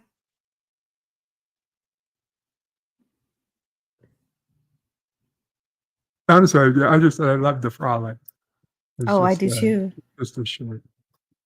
Oh, that's true. That's true. Yeah, right. You always have Doomcock sing a song for your mom. I think that's sweet.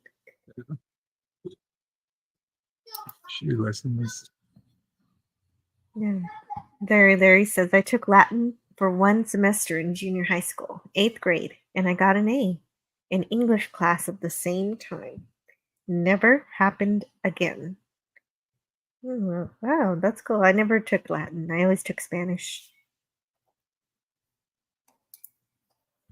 And Kirk went. Oh yeah. I failed out of Spanish, went to Italian, failed Italian, and said, screw this. And I was like, oh, I can go as an engineer and not have to take a language at all. That works. Well, yeah. In college, though, they want a little bit of language. I think for college entrance, I forget there was like some requirement. I don't know. So that was true at my college, except for engineering. Any degree other than engineering, you needed to take a foreign language. For engineering undergraduate. Yeah, for engineering undergraduate, you had to take so many math and engineering courses, they had to let you out of the foreign language requirement. That's clever. You found a loophole. Good I going. did. I mean, granted, I had to learn computer languages, but those were Right. fine. Yeah, see, out of the frying pan into the fire. See, the computer programming languages are kind of tough. I know I have a computer science degree, and the learning the language, I guess, once you know one language, you can kind of interact with all of them. Yeah. But there are definitely learning curves with each one. Is that why you say "Hello World"? Is it from the Yeah, programming? yeah, from programming. Yeah, because I always wondered if that was the reason. People think, oh, it's yours. No, it's not mine. People have It's been saying it's hello world for, 50 years. yeah, that's how you know. That's the first thing you do with any language is, can I print something out? What do I print out? Hello World. I laughed when I heard the title Teenage Mutant Ninja Turtles. I thought it was a joke, but darn it, it was good. A terrific arcade game, Rat, Mutant Enemies, and April. Yes, yes. When I was April was the best. she was the best. When I was like I said, I was a toddler when I was watching Teenage Mutant Ninja Turtles, and because of April, I my favorite color was yellow for a while. April O'Neil. I thought you were going to say because of April, you always wanted to be a news reporter. No, actually, I never wanted to be a news reporter. No, I just liked yellow.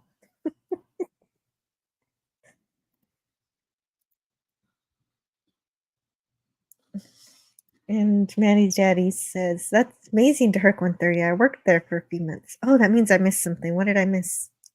Where did Herc 130 work? Oh, here it is. My band played the Chelsea Street Pub in Baton Rouge Mall in the mid-80s. Oh. Oh, Herc 130. Wait a minute. I know Herc 130 loves cars and stuff, but I actually didn't know he had a band. That's really cool. So he used to play at the pub in Louisiana.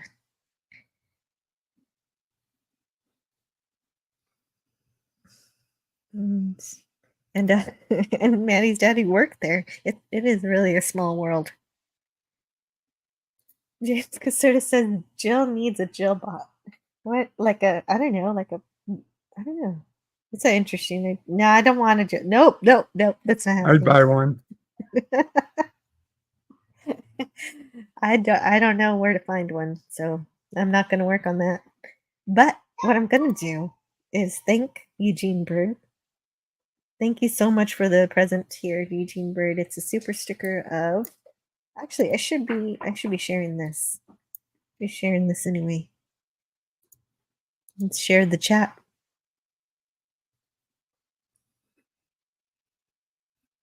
There, because what else am I going to share? There we go. And Eugene Bird has shared, "Thanks for being you, a super pair." Super sticker. I don't know who else to be, so I'm I'm continuing to be me. Yep. Eugene Bird said, "This channel is very entertaining. We will all catch up with Clobbering Times." And I think he means one day. Yeah, that door through which we all must pass. Yeah, right. We will all. Yes, We're all everybody. going to die one day. Yes, it's true. So don't forget to smile and have fun in spite of your grief for him and his family. He had a great life, said Eugene. Thank you. Thank you, Eugene Bird. And for whatever reason, it helps me to be live on air. It'll be I'll catch more or more of that after this, probably, or maybe I'll I'll find it again during it. Don't forget to wear a clean set of underwear, James. Wait, what? What? Okay, maybe I shouldn't have read that one. I'm definitely not reading the next one that follows it directly. So at least I read that one. James is hilarious. Luminous beings are we, says Eugene Bird, quoting Yoda. And it's been a year since Donnie lost his dad. I'm so sorry. It has to be tough. I haven't lost a parent yet. Jim's Landscape says hello.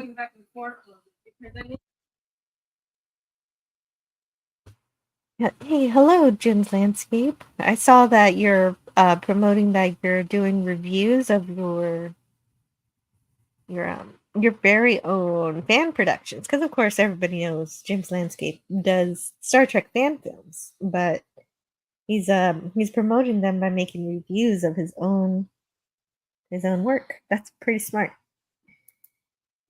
Way to go. Always be yourself. Everyone else is already taken. Yeah, I definitely don't plan on anything else than that. And so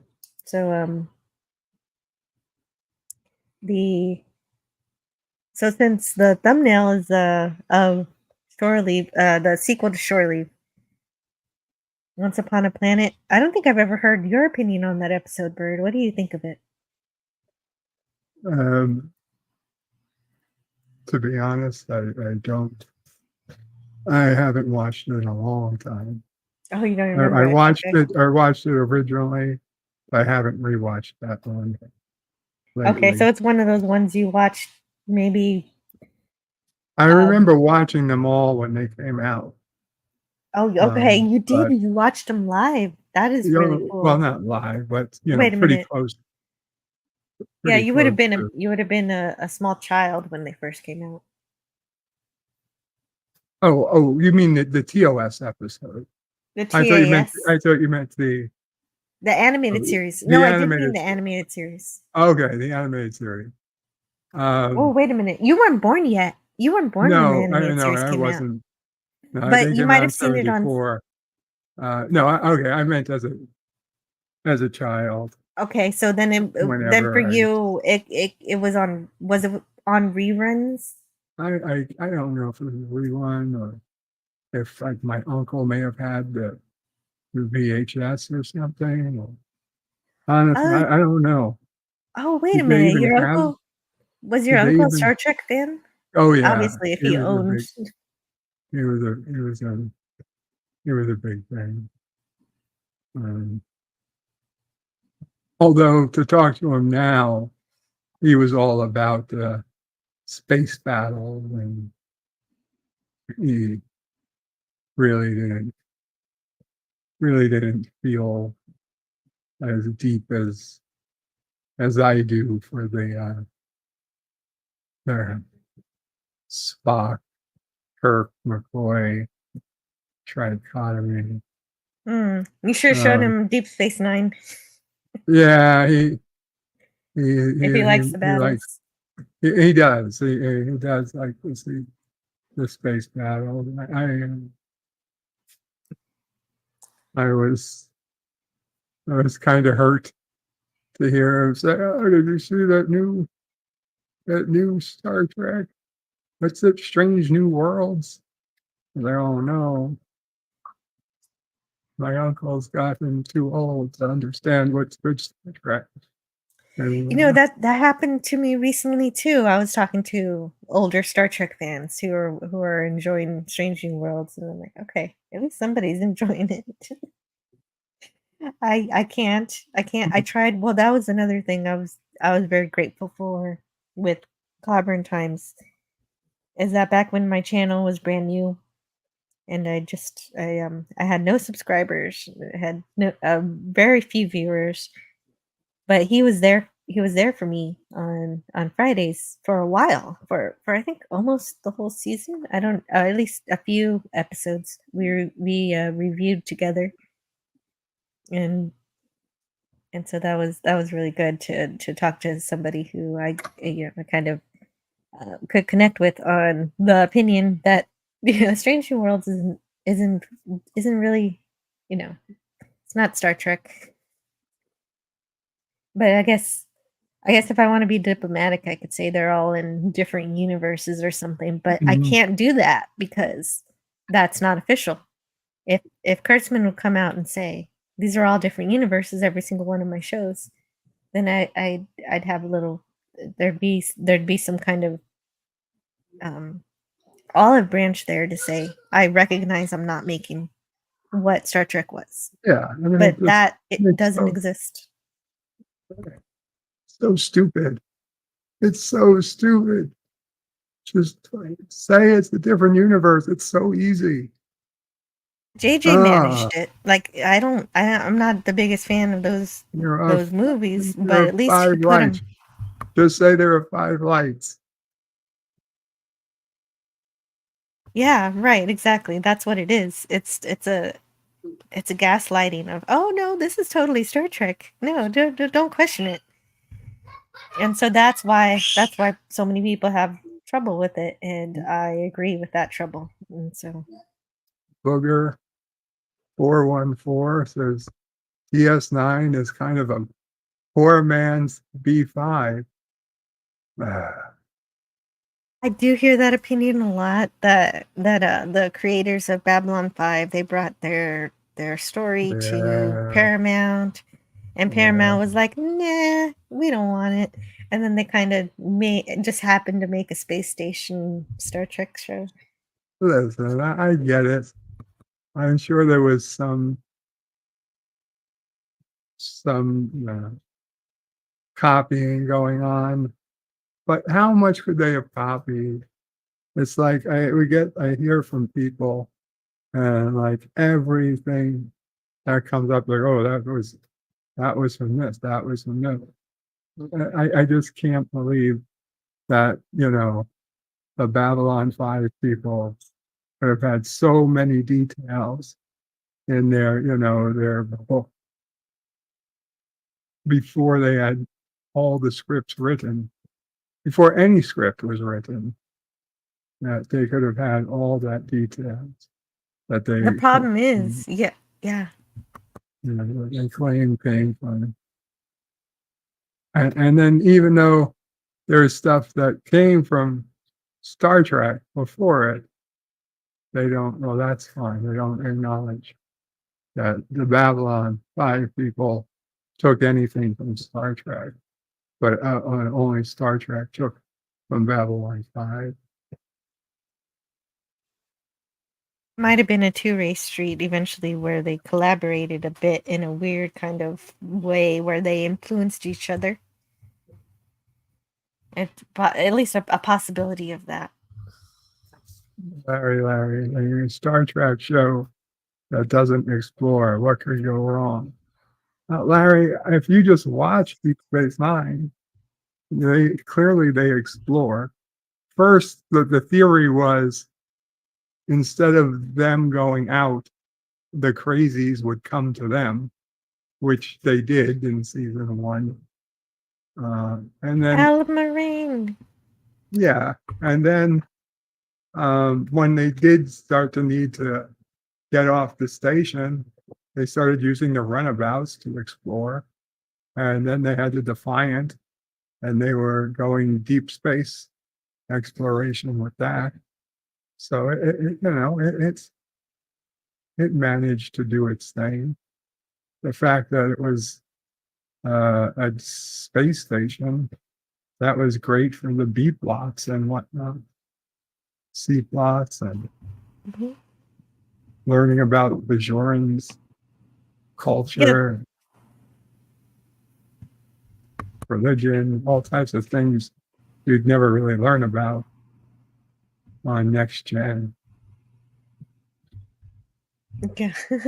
Larry is not a fan of Deep Space Nine, and I'm kind of in between.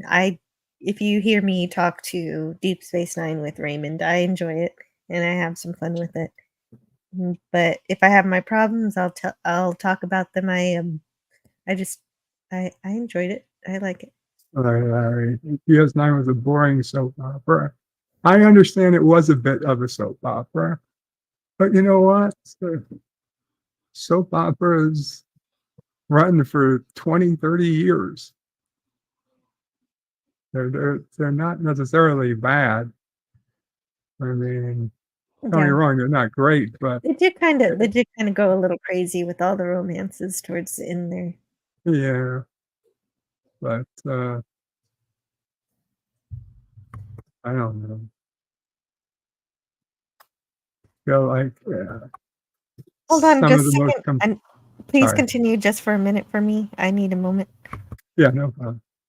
I mean, romances, let's face it, they make for compelling television. They make for compelling stories. And when you're growing up, a lot of things you do is for romance. Uh, You're in your 20s or 30s. Your romance is a big part of your life. Looking for it, or staying away from it, or finding the right person. It's stuff I cared about. Maybe it was just because of the ages I was, but I mean, Mhm. and still I watch. I don't mind rewatching it. Kira and Odo, Jadzia and Worf, and Cisco and Cassidy. I mean, what else? I mean, there was really the Miles first and Keiko. marriage. Oh, Miles and Keiko. They were already a couple. Yeah, that's But true. They got married on Data's Day the, in Next Generation. yeah, and the very first marriage on DS9 was actually Odo and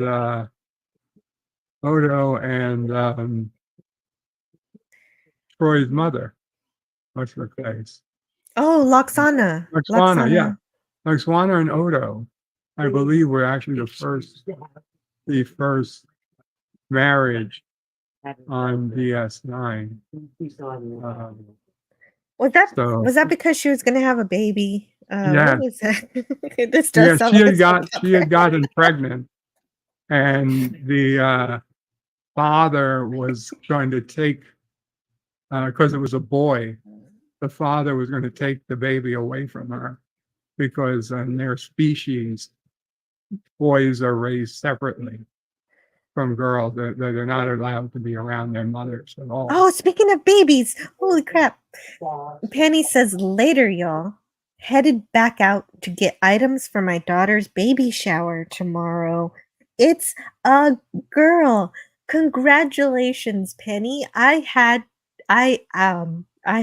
must have been not paying attention, or I've been dense or something. I did not even realize you were expecting. Congratulations. That is such good Congratulations, yes. news. And I didn't realize what time it had become already. Penny's gonna be a grandmother. That is so cool. Congratulations, Ben.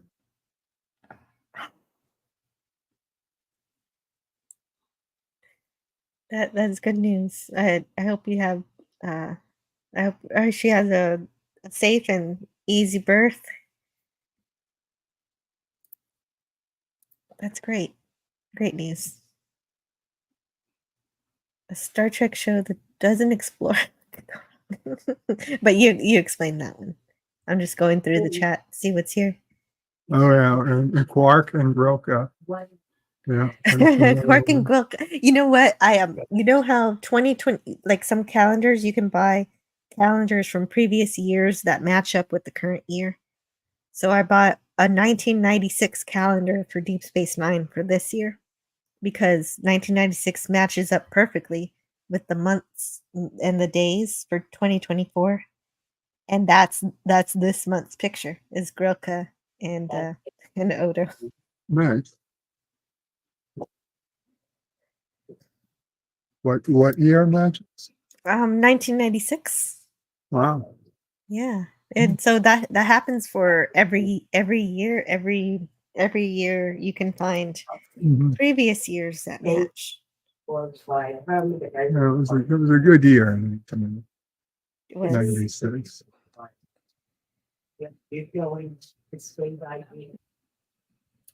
Booger 414 says they made needless changes for its own sake, and when the fans complained, they came up with the alternate timeline explanation to explain their actions.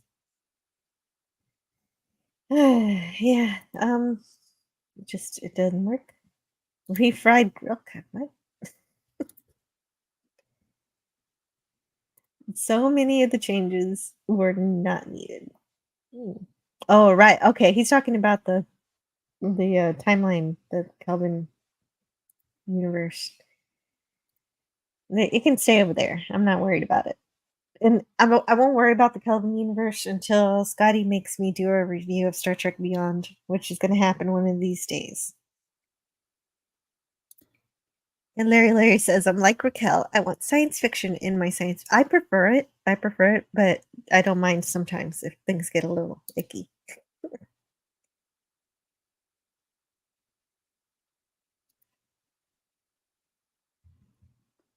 Sentai Ranger Donnie says, TNG was my introduction to the Star Trek universe. My reintroduction was the 2009 movies that left Trekkies divided. But enough on that later. Yeah, exactly. And so that's a whole thing to get into. I gotta get going. I'm sorry. That's okay. I've had a blast talking to you. Thank you Thank for you. hanging out with me today. No I worries. appreciate it. Always enjoy hanging Mhm. out. All. Thanks for having me. The Bird Over 5 channel. They stream Mondays and Fridays, usually 4 p.m. Eastern. And I try to do Star Trek reviews in between. You know, Oh yeah, some definitely. more than others. It's been tough. This Star Trek Discovery and very hard to keep up with the reviews. The shows are so off. Oh, yeah, you're a brave Klingon warrior for that one. Oh my god, I couldn't do that.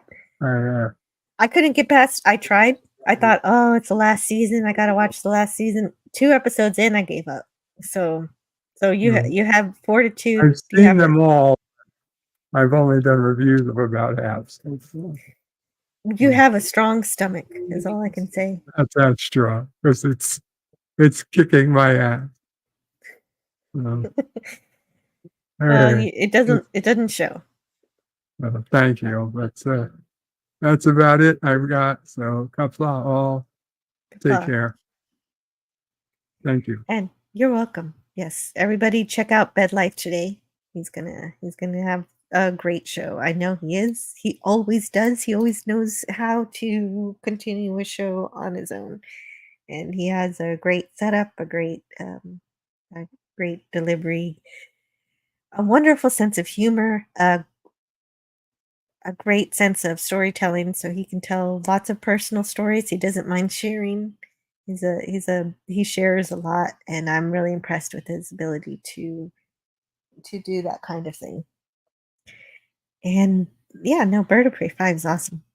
And whatever Bird said, it was well said, according to Eugene Bird. And yeah, definitely. Oh, this I didn't know. Centaur Ranger Donnie says the Defiant in Deep Space Nine was the inspiration for the Astro Megazord in Power Rangers in space. Let's rock it. Power Rangers in space.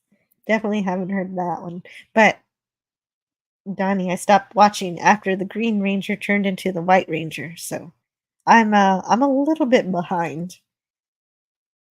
Burger 414 says, I think Deep Space Nine as a concept was good. In many ways, it was one of the best Trek series. However, that just shows what a blunder it was to turn down J. Michael Straczynski.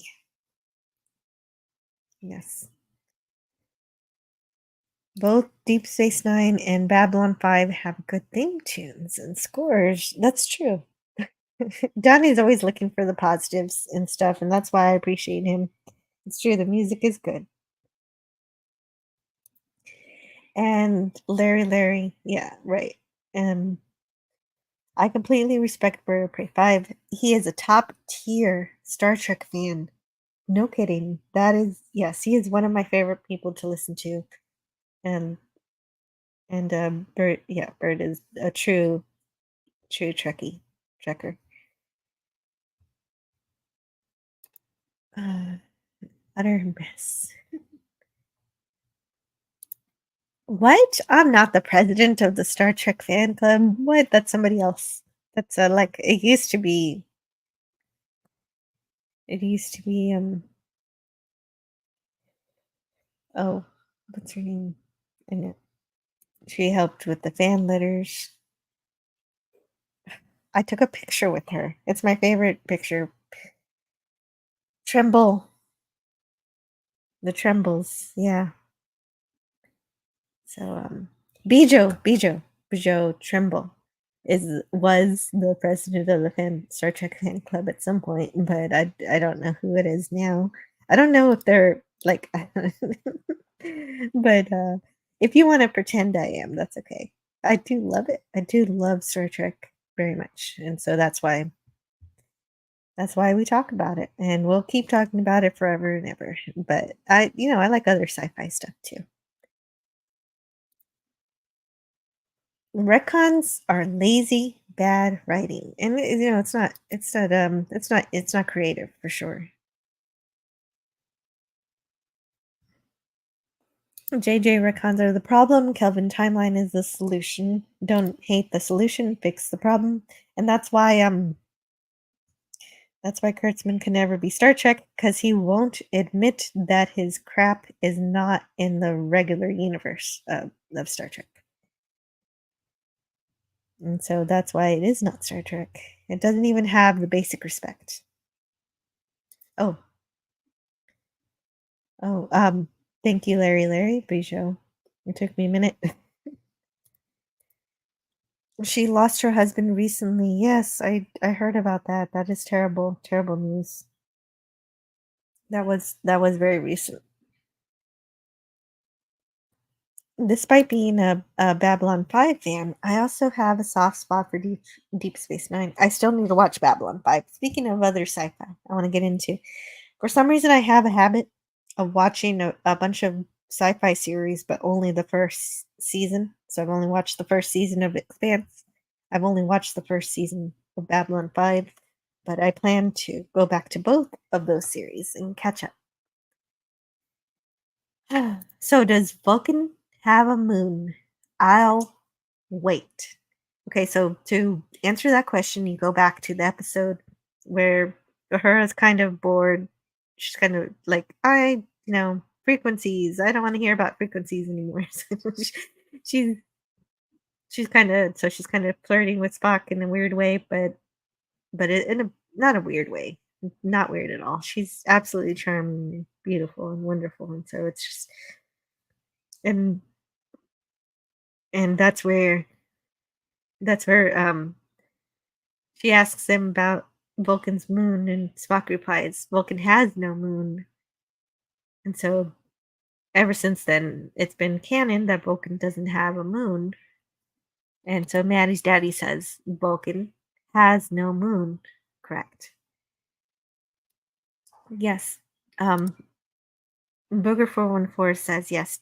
But to get to Vulcan's moon, you have to sail off a river of Klingons' tears. Ooh, James Caserta. James Caserta's throwing a wrench in the assertion from Spock that Vulcan has no moon. Can Vulcans lie? Could Spock have been lying because he didn't want to get into a romantic situation with her? You didn't want to encourage her. And no, yes, Vulcans can totally lie. It's true. I don't see why they couldn't lie. Yeah. And Larry correctly responds with exactly what I was going to say. Yes, if it's logical to lie. And for evidence of this, see one of the great Star Trek original series episodes, The Menagerie. Ooh, and this is one of Scotty's favorite topics, so that brought him out of lurking. I'm sure he's been listening for a while, but now he's like, Vulcans can't lie. Who told you that? A Vulcan.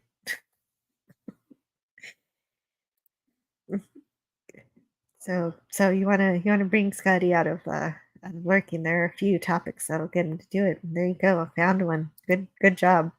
Good job finding his buttons. If there's a better solution to Jar Jar's undeniably present retcons, I'd like to hear. Nope, there's no better solution. Like, if I'm being diplomatic, I'll say, yeah, they're all Trek after 2005 is in their own separate universes, but really only Jar Jar has adhered to that. Kurtzman has not. He allows all of Star Trek after 2005 to be meshed in with the real Star Trek, and so that's why there's no point of there's no real step towards appreciating anything that happens after, because it it just gives the fans a complete garbage heap of filthy mess, because you look at Memory Alpha and it's got all of this interweaved together, and so you have to be very careful if you're using it as a reference to separate what's what in the timelines, because it's all a jumble cluster. Ah, there's no other word for it. It's a clusterfuck, and it's all thanks to a deep lack of respect for Star Trek from the current holders of the property. And all he has to do to fix it is say everything's a separate universe. Even people who like the filth, even people who like Star Trek after 2005, think it's separate universes. But we can't even get that basic human dignity of saying so officially. Wait, 2 days ago, Jill said there's now 2 Vulcans. Okay, so okay, so that was a thing. That was a thing, and I'm not sure the validity of it. Yeah, Vulcan's moon is kind of a weird, touchy subject. Officially, there's no moon. But when you watch Star Trek the animated series, one of my favorite episodes, no, my favorite animated series episode is Yesteryear. So Yesteryear shows that there's another planet in orbit with Vulcan if you look at the art of the show. And so yeah, I don't know if there's 2 Vulcans, but there's another planet there just in that one episode. Even in the movie where they had a moon, they took the moon out and in later movies. So Vulcan's moon issue is a whole crazy thing. The best solution would be to give New Trek the same traditional treatment BBC gave Doctor Who after the initial airings. I outlined a better way on Sci-Fi Mombi's show on Monday. Well, okay. Hey, that's cool. And yeah, definitely Sci-Fi Mombi has a channel. It's true. Didn't know it. She does. And so the follow-up shows might require a third universe. But it's um oh, are you talking about, are they really gonna do, are you talking about the Babylon 5 sequels, or are they doing sequels for Babylon 5? I was thinking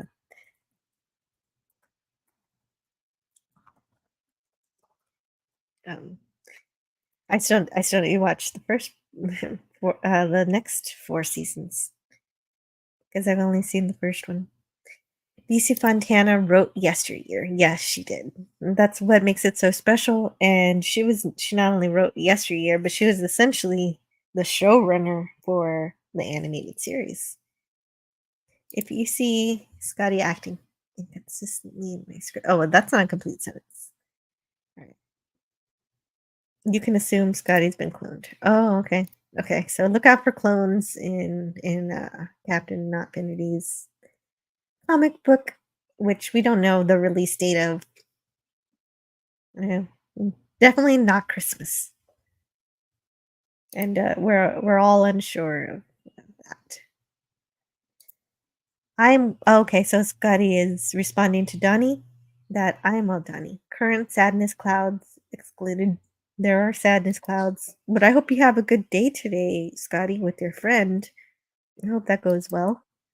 Oh, who's this? Oh, hey! I didn't think I was getting any more guests today because I threw the link out to like all these people, but I didn't get too many takers except for I was so glad to hear from Maddie's daddy, Steve, and I loved hearing from Bird of Prey 5 and the Comic Relief Crusader, but they both had shows they had to go to, and I appreciate their presence here. And welcome to the panel, Scotty R37. What's going on? I thought you were busy today. I am, but I did want to stop in and say hello. Hello.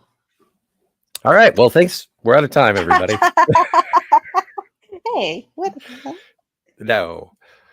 But I did, as long as we are, as long as there is sort of a salutation, a salute, a Qapla', a Jolan True, a live long and prosper going on for our dearly missed friend.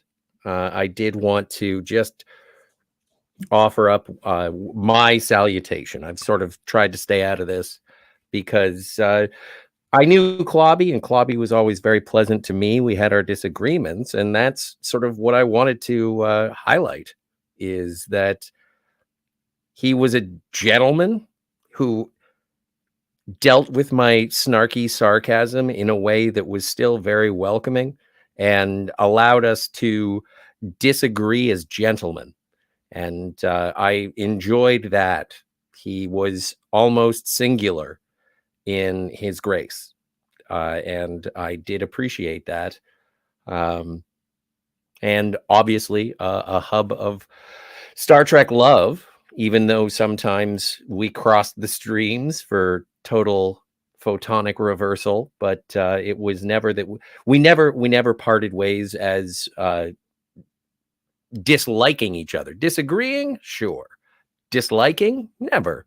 I would show up in the chat, say something like a dick, and he would be like, "Hey, what's going on, Scotty?" And it was always very pleasant. And so I think that that's something that I can take away from his presence on the internet, is just being able to be friendly, courteous, and resolute in not wanting to cause friction, but standing by his own beliefs. And I thought that was something that would go on for quite a while. And so his sudden passing to Stovo Core was surprising and it just bowled me over, because I was anticipating. We talked about it on a couple of Indefinite Luncheon and Infinite Combinations, how after Voyager we were going to be sort of delving into Enterprise, and it was going to be a something. And that is not something that I can look forward to anymore, although I know that Raquel and Mark D with the C are going to be carrying that light forward, and I appreciate it. But I appreciate the space and the fandom and the community that he bolstered, all three of those. And so I didn't want to sort of crash a party where people were paying reverence. And as James Caserta said, he had good reason to hate Scotty. Everyone does. But that's the thing, is there's no reason to foster that hate. There's, you don't have to call people stupid for not agreeing. You can just sort of say, I see your point of view, I just don't share it. And from that's something that I am grateful for. And I wish I recognized it more when he was around, and maybe in another reality, I could have called him friend, to coin another Yeah, Star but Trek. you said it perfectly though, is that he'll disagree with you, but I don't think I can remember him ever getting into a fight with anybody. Maybe he's had to tell off a troll or two, but you were one of them. Like, I was. oh wait, maybe you were. I Did was he a have bit of to a tell you troll. off? I don't think he told me off. No, he's had to. He's had to protect his channel before, like, or Of protect his course. friend, because he will protect when he has to. But Well, but he also, doesn't get into. He never yells at anybody. But he's very he's got a leadership quality that lets you know that he doesn't approve if there's something wrong. and it was Clobberin Times, as Captain Notfinity absolutely brings to light, is I discovered Keiko Pegs on the Clobberin Times channel, because everyone was always slagging on Keiko. And I said, you know what? Miles O'Brien loves Keiko. Why are you guys better than Miles? And that was an ongoing adversarial conversation that we had. And ultimately, it was like, I agree with what you're saying. This is paraphrasing what Clobby would say, but he's like, I get what you're saying. Can we just, reel in the peg talk? And it's like, yeah, I get it. And I had people tell me, if it's a PG show, don't bring up R-rated stuff. And I was like, you're not my real mom. And that's when I would leave. But I was never, I don't think maybe I was muted once, one night. But I don't think that it was ever anything that I took personally. It was obviously me being my usual Tasmanian devil of vulgarity. And he was always very welcoming. And He the problem he would just say, wear pants. Right, but it wasn't just like one comment. You'd like start spamming the comments Yes. with the same thing. So We've met, right? Mhm. Yes. If I think it's funny, I will drive that joke to the ends of the earth. Those moments have been lost in time, like tears. In rain. Oh, okay. Hey, hello to civility. Digital eulogies. Yes, I did my discussions earlier, and I will keep talking about Clobby. I've had interactions with him that I might want to talk about more once I've revisited them, and I've enjoyed every conversation I've ever been a part of, even if I was mostly just hanging out and listening, even in the chat. Scotty and Clobby both know and knew their Star Trek. Clobby had heart and grace that is sadly missing elsewhere. And yeah, he's one of a kind. He's there's no one like him. Booker 414 says Keiko is okay, I guess, but I'm not sure she brought on anything to either series she was on. And that she just kind of spent most of the time in Deep Space Nine on Bajor doing plant stuff. Yes. But if we start getting into, if we're going to be like Miles and get into Keiko, then this is going to take forever. But no, I'm a Keiko advocate, and I'm sure that will frustrate the great beyond until forever and a day. But that's what we're here for, is to talk about stuff that we like, and to agree or disagree and have a good time. But it has been fantastic to hear everybody's tributes and memories. Yeah, and I do want to hear more from, especially from people who really knew him, or from people who were closer to him than I was. And Well, and it's so funny. We were talking about today's stream last night, and I was sort of expressing the same thing that I said. And it's like I got to hang out and play. I spoke to Clobby on Finity's channel, and then you were like, "Oh yeah, you had a really good conversation with Clobby about Planet of the Apes," and I was like, "Was I there for that?" And oh, so wait a that's minute, that was Infinity's channel. You're talking about Cinema Gold. Cinema Gulp, but I did have a good conversation about Planet of the Apes with Clobby, and that's also something. He was a broadcasting professional. He was really good at it, and he knew the lines, and he colored within them, and it was welcoming to everyone. And I'm the kind of guy who's going to walk in and kick over the ice sculpture and say "F this chocolate fountain," and that's where the lines were different. No, But I listened to again, that. You were really good. You were really I good talking to him, actually. Did you I'm told re-listen to it? no, but I'm No, told I it's had a good. great time. You had a great time, and you Good. guys were respectful. You were respectful to him, so you got lucky That time, go back further. that time. Yeah, but yeah, it is something that it's something. His Clobbering Times with Clobby and Mike, both one and the same. It's something that I thought was going to be around forever. I thought it was going to be a staple on Saturday nights forever. Yeah, and I me could show too. up and then take off when I was like, I don't like what you're saying. And then I would just, drop hashtag Keiko Pegs and leave. And then, but now, like I'm not going to have that opportunity. It's something that I thought would be going on as long as I was. And Well, the thing unfortunately, is, only as yeah, long as unfortunately, Clobby. we're not getting Clobby anymore, but the channel is continuing in some Yes. way. I don't know what way that is. I'm going to wait for the people who entrusted with the keys to his channel to Of course. make their announcements, and in their time. Obviously, there's time that's needed for grieving. Time is important, and that makes sense. I can only hope that Mark D with a C will put up with my shenanigans, because I know that Raquel will not. Mhm.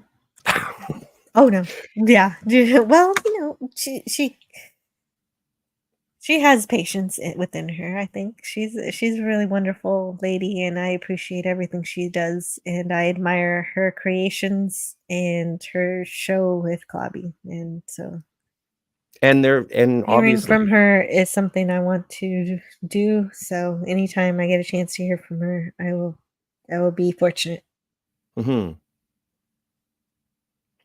and I suppose that's why I just wanted to sort of express my shallow emotions. It's just that when friendships are lost or missed, I want to show reverence to that. Yeah. Oh, James Caserta says she will slice and dice you. Yeah, She'll try. She's gonna. She'll try. Shin kicks, right? Yeah. DJ Play Nice likes this quote. F this chocolate fountain.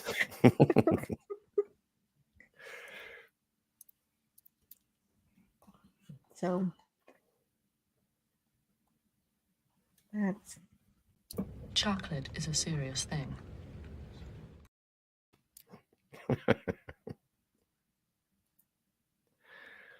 Well, and we had this conversation last night, and I'm the guy who makes sarcastic jokes. I'm the sardonic one. I'm not one for sort of empathic emotion, considering Troy there. But I still do feel that there's an emptiness. There's a void. There's something that's missing now. And I honestly don't think I'm going to feel it until Saturday night. And Scotty, actually, you are good at those things. You just don't allow it. That's also true. I am in undertaking the culinar, except it involves more bourbon than emotional discipline. Well, whatever works, I guess. Well, Oh, so go take a leap. What? I will. What does this mean? Quantum leap. Oh, quantum leap? Is he talking about quantum leap? I love quantum leap. Me too. We gotta talk about Future Boy someday. Yes, we do. I actually still want to watch all the episodes. I don't really want to skip around.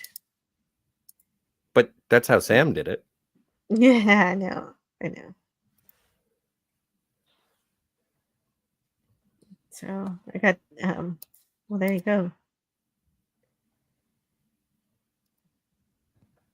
Well, I appreciate you stopping in. I know you said you weren't gonna, so I'm glad to see you. Well, and I'm thankful that you let me on. I appreciate it, and yeah, Oh, my heart is with you guys. Maddie's daddy says I hope someone streams on Saturday. I need something to fill the void. Right, because for 2 Saturdays, at least 2 Saturdays. I don't know, maybe more. There will be. There's a pause. The channel, this Clobbering Times channel, is on a pause until further notice is the official message. And I'm okay because I'm here with you. I'm okay because I'm here with everybody. So yes, Tiger Stripes is here. Hello, Tiger Stripes. Hey, Says Tiger. you okay? I'm sorry to have heard about Clobby. Yeah, me too. No, exactly what Scotty's been saying. I expected this to continue. I expected it's every day, not every day, every week. You're right. Saturday Night Star Trek is my favorite show on that channel, and every Saturday for 2 years since I discovered Clobbering Times channel, somewhere around in the middle of the animated series, I've been spending my Saturdays watching the episodes, reviewing them, giving all the takes that I want to share, and crafting something that I think has some value to share with the chat, to just give my little piece to the show, to Clobby and Raquel's amazing, hilarious, charming, stupendous Star Trek show. And I've been supporting it ever since. And so it is a huge loss. To not have that conversation with him anymore about Star Trek. And Pop Culture Carrier's got to go. He says, "Take care, guys." See you, Pop. Well, and one of the things that I got to take away from Clobbering Times, because it wasn't just Saturday Night Star Trek. He had so much comic book knowledge, but he really did sort of. I thought I was the only guy who loved the Fantastic Four. Now I'm more of a Reed Richards guy. I know it sounds weird because you would figure that I would be a Human Torch. You can make your flame on jokes all you want, but no, I was so happy whenever he would have a comic book stream and talk about the Fantastic Four. Like I just recently picked up some Marvel Legends old 6-inch blister pack Fantastic Four action figures. I got Reed, I got Ben, I got Johnny. I taken pictures of it, and then my friends were like, "Where's Sue?" And I was like, she's there. You just can't see her." And it was always such a delight to know that that there were other Fantastic Four fans out there, and yeah, I'm gonna miss those as well. Yeah, did you hear the other parts of my show? I said I bought a thing, the thing. You bought a thing of the thing? Yeah, I bought a thing. Nice. So that'll be my hobby. But I know that sounds stupid, but I want to remember him, and that'll remind me of him.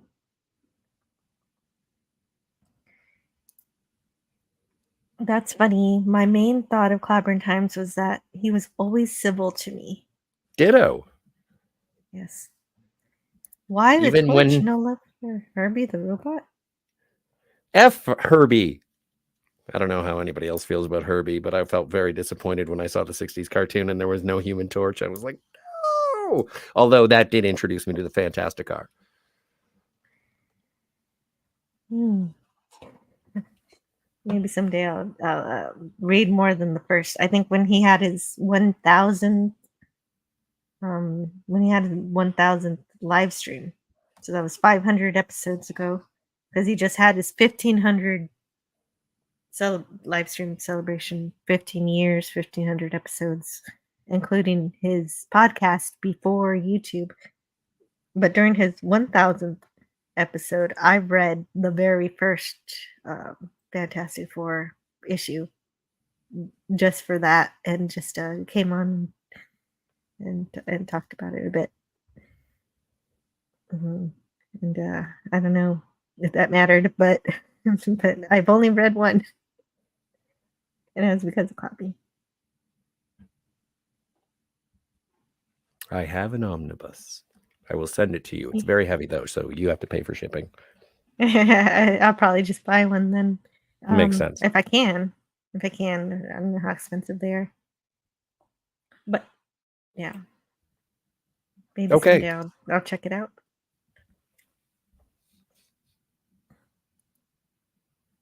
Loss is hard. It's nice to hear that people want to keep the space alive. They do. Yeah, and his family's supporting it too. They're getting into his phone to get into the channel. But yeah, anything I can learn, my list is always getting bigger every day. List of movies, list of things to read, list of music, list of things to see. I want to learn, and Clobby was that repository of knowledge that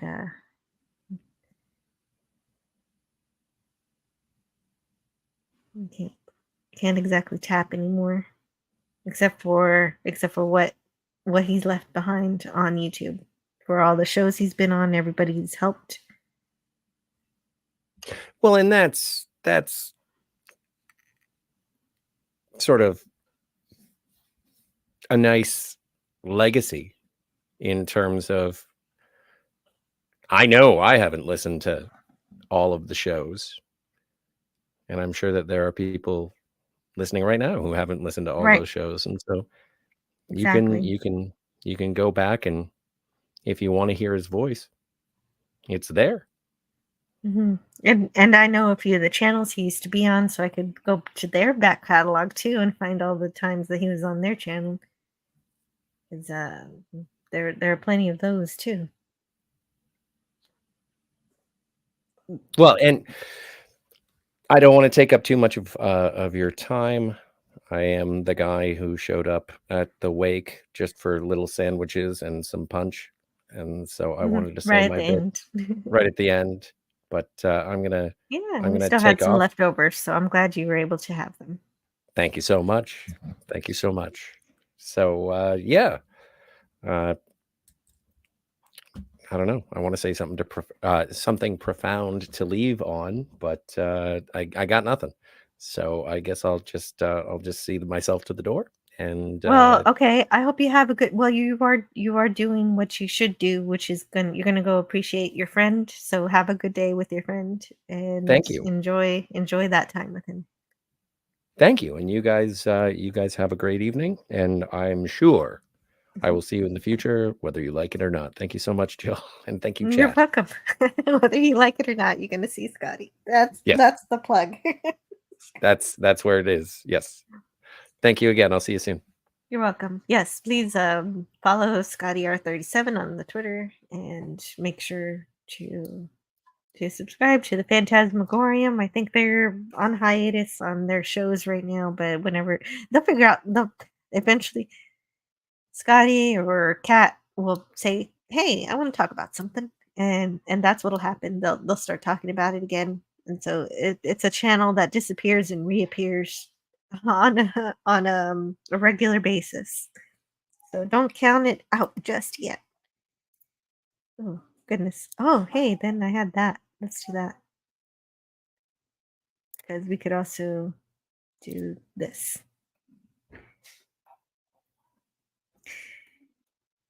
And thank you to Scotty R37 for hanging out, and I hope he enjoys his time with his friend. He's gonna catch up with him. He hasn't caught up with him in a while, which he did that with another friend recently. So I'm glad he's doing that kind of thing, getting out and doing those things. Like he says on the thing I play at the end, where go do something, which is a thing. I like that advice.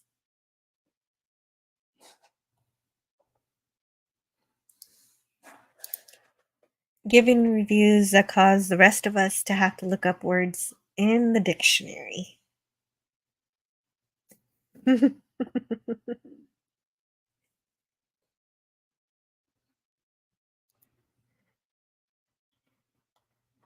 Is that Raquel or me? Because there are several times listening to Raquel that I admit I sometimes admit it in the chat. I've had to look that one up. But I love learning new words. I'm sure Clobby appreciated your view on the first Fantastic Four issue. It's always fun to listen to newbies' reviews, says Tiger Stripes. Thank you, Tiger Stripes. I hope it was good, because it was a big party that day, and there were a lot of people there to appreciate his broadcasts, and I was fortunate enough to be there for a little bit. I want to go. There's so many live streams I want to go back and listen to where I was there with him. Oh my stars! The full-size deluxe hardback edition of The Rocketeer. Ooh, that sounds cool. I think the first FF comic I remember as a kid was the one where Bruce Banner figures out a clue for the Hulk, but Reed's help. The Hulk shows up at Baxter's building with the cure tied to his waist. And so that's Booger 414. Oh no, I'm being called away. Guys. So I have to figure out what to play. Hold on, guys. I need to find a video or something. So let me. Goodness gracious. Okay, I gotta step away, and I have nobody to talk for me. So I've got to play something. What do I have? Like just let's play this. I don't know what it is. Oh, I think it's Sky Captain something. I'll be right back.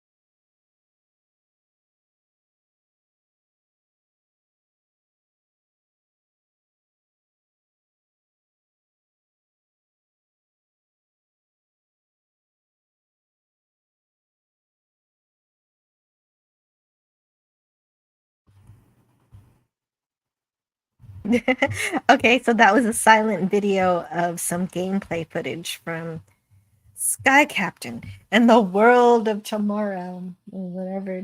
That movie, I saw it for the first time the other day, and I'd never seen it before. It was no, it was an interesting movie, very spectacle based, kind of like very. I guess it was pretty. It was a very pretty movie. It was gorgeous artistically, even though it was all CGI. I enjoyed it. It was kind of fun. Kind of a paper thin plot, but it was a good time.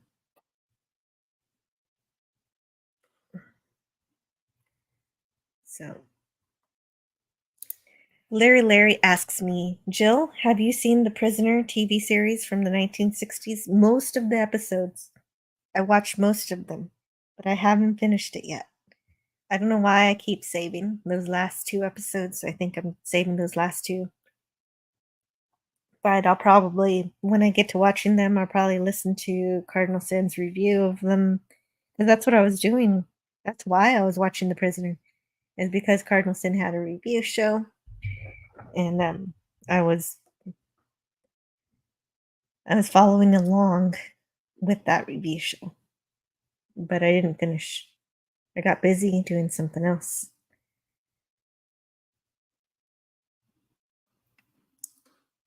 There's no business like show business. Hey, DJ. The Prisoner is one of Clobby's all-time favorites. Oh, they were gonna review that too. Clobby and Raquel, we're gonna do shows on that pretty soon. It was coming up next, I think. It was like after Blake 7.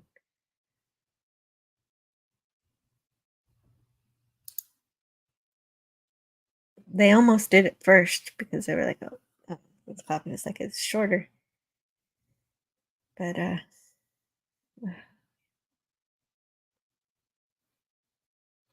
Clobby had an extensive catalog of content with so many words of wisdom left for people to experience. In that aspect, he has a legacy that many of us will not have. And this is completely true. Agreed. And that's the thing that I'm trying to learn from. I'm trying to learn from him. Kind of the favorite thing that I just found out that he does a lot of is saying, I hear you, I'm with you, and I got you. Like when he's listening to you say stuff, he's really paying attention. And he cares. And so listening is the important thing.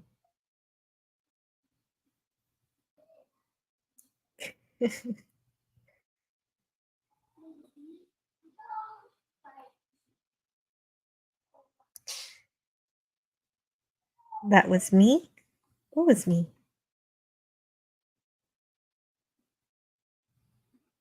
Yes. Oh, Maddie's daddy wants Scotty R37 to have a good weekend. Yes, have a good weekend. Scotty R37. I hope you're having a good Friday too.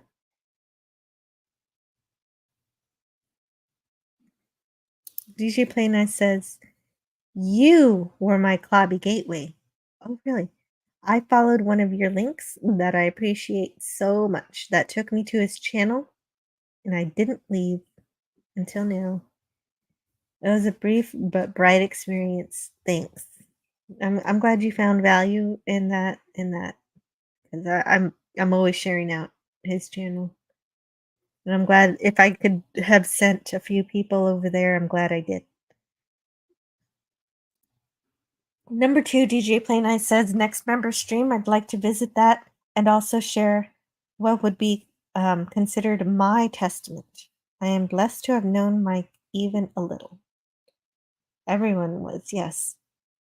Even if you only got a chance to listen and didn't get a chance to talk to him, or didn't get a chance to hug him or see him in real life, or interact with him as much. He definitely appreciated so many people. That's why he would get a notepad out and write everybody's names down. I tried to do that for this stream. I gave up like hours ago. He's somebody else. He's something else. That is the dedication that he had to making people feel welcome, to making people feel special. And Tony, hello Tony, Stark of Iron. How are you? Good to see you. Are you wrapping up? Yes, I am. I'm wrapping up because Bed Life is on. I want to go hang out with Bird in Bed Life and go listen to him, or go hang out with my daughter and go play a game with her. She needs that time with her mommy.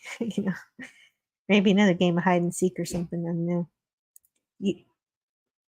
You think you get a piece of the action? My heater says otherwise. All right. Um. So let me see, just a second here. I have. Keep dialing. That's it. I would advise you to keep dialing, Alex. That's the one I have from that. Love the Prisoner theme song from Iron Maiden. Wait, I love Iron Maiden. I gotta go. I gotta go listen to that again. Thank you for giving me a song to listen to, Eugene Bird.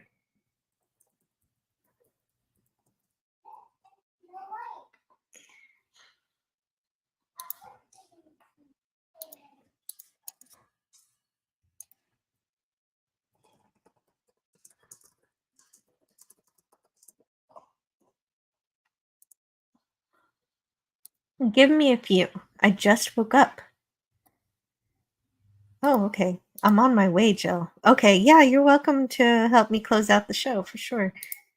Tony Stark of Iron is officially the last person on YouTube to understand Star Trek time travel, the PPP, Clobby's Law. Cheers, Tony. Right. Clobby's Law is one of the many incredible moments on YouTube that is enshrined in at the Clobberin Times channel, and it was one of the funniest moments on YouTube ever. Period. One of the best times. So it was during a Deep Space Nine review of the episode "Children of Time," that one where they go into the future, the past, or something. I don't know. There's time travel, and there's duplicate. There's duplicate crew that ends up having babies, and they end up having all these generations of people that exist, and then at the end of the episode, there's like a there's like a pad that has the instructions that they got from those people on how to time travel. But if they time traveled, how do they have those instructions? And so there was the issue of time travel when you have malleable timelines where you exist and you don't. I'm not going to do. Clobby did a bit on the spot that he just made up on the confusion of that episode, and it is absolutely brilliant. He's a genius with that stuff, with coming up with really amazing, entertaining ways to express his ideas on an episode. And so that's in if you go to Clobberin Times channel, there's a Saturday Night Star Trek playlist. So you have to go find it in one of the Deep Space Nine episodes, Children of Time. We exist, therefore we cannot exist. I exist, but I don't exist. That was amazing. I couldn't stop laughing when I first heard that, and so it became a thing.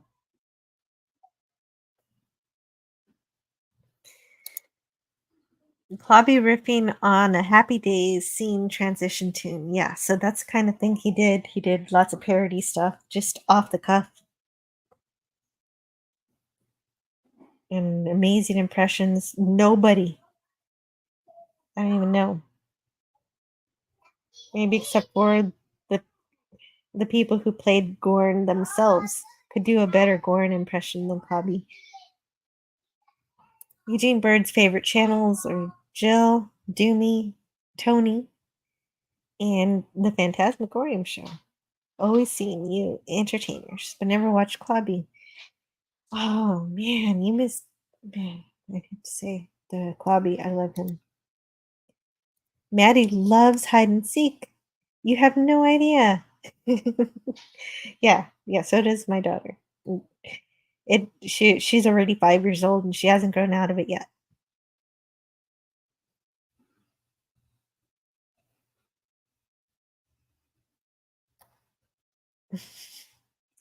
Shieldrolla Dragon says, I have to go.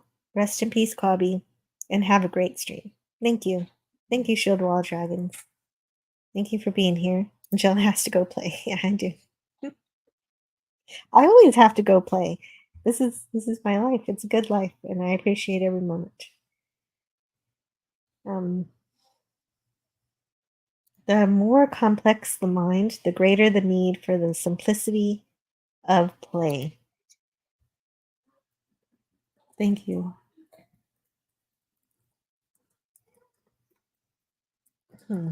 That's a really great quote. I know I've heard it.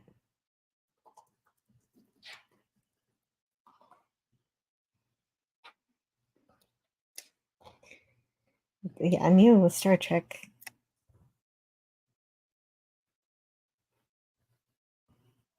Yeah, that's Spock. Yes.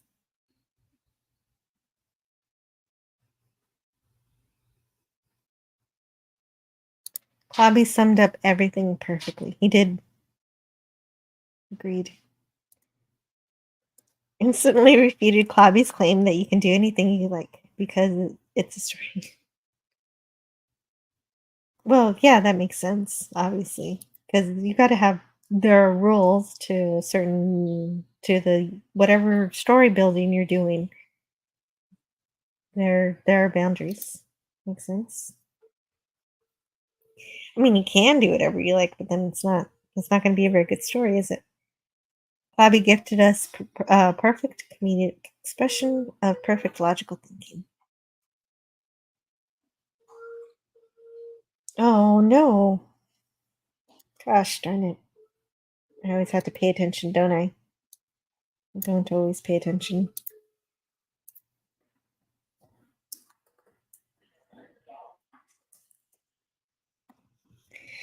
It's established in quantum. If something is observed to exist, it exists. The observer exists to see it and note it. Ergo, the observer cannot be erased or not exist when paradoxical situations would unexist the observers. A time travel is an observer in two irons. It must exist in both environments. So, well, I know that you can tell where somebody is or how fast they're going in quantum mechanics, but you can't tell both of these things at the same time.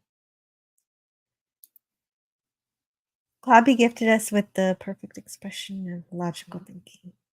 It's established on quantum. If something is observed to exist. Oh yeah, I read that already in quantum physics. I guess I'm waiting for Tony. He says he's almost there. Take your time. I'm here. I'm here, just hanging out with my friends here. Shark of Iron. That's what scientists currently believe too. They're perplexed about whether an observer outside the universe is needed to make the wave function of the universe collapse. To this reality, those who believe the theory of everything is a quantum field theory, that is.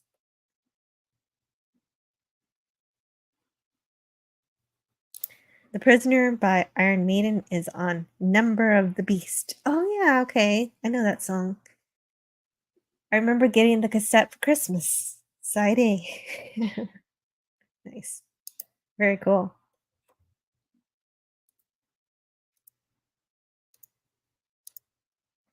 And so yes, I was gonna end the stream so I could go listen to Bird, but Tony's gonna be here, so we'll chat with him for a bit and then I'll close it down. Oh no, Jill's in a time loop. Oh no. Oh goodness. Oh. So is it like Groundhog Day or Run Lola Run? So that's good. That's good stuff.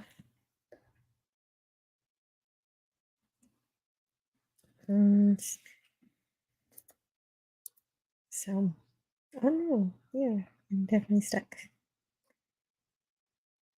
But I appreciate you being here. Let's play a few clips. Oh, this was a clip that I clipped for Clobby a long time ago because I'm not a comic book girl, so when I hear Clobbering Times, when I was watching Red Dwarf, I heard this quote and I had to clip it as soon as I heard it. I was like, "Oh, this is gonna be for Clobby when I see him." Listen, you bunch of tarts, it's clobbering time!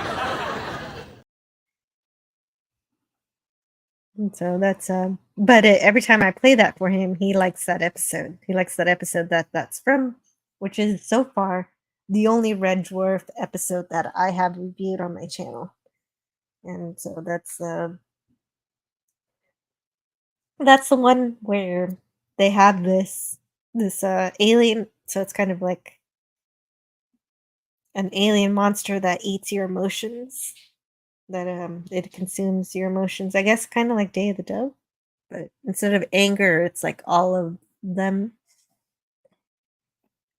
And it takes, but instead of it amping up your emotions like the Day of the Dove alien, it takes them away, and so you're left with other emotions that are dominating you than the previous ones from before. To hilarious effect. I'm explaining this episode terribly. It's a lot of fun.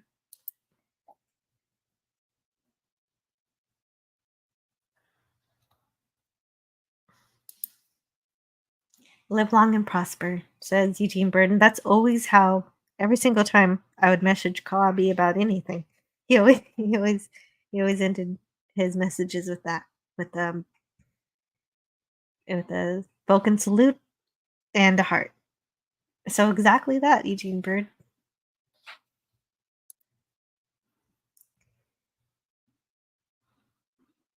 My quote about the more complex the mind, the greater need for the simplicity of play was ironically from Shore Leave.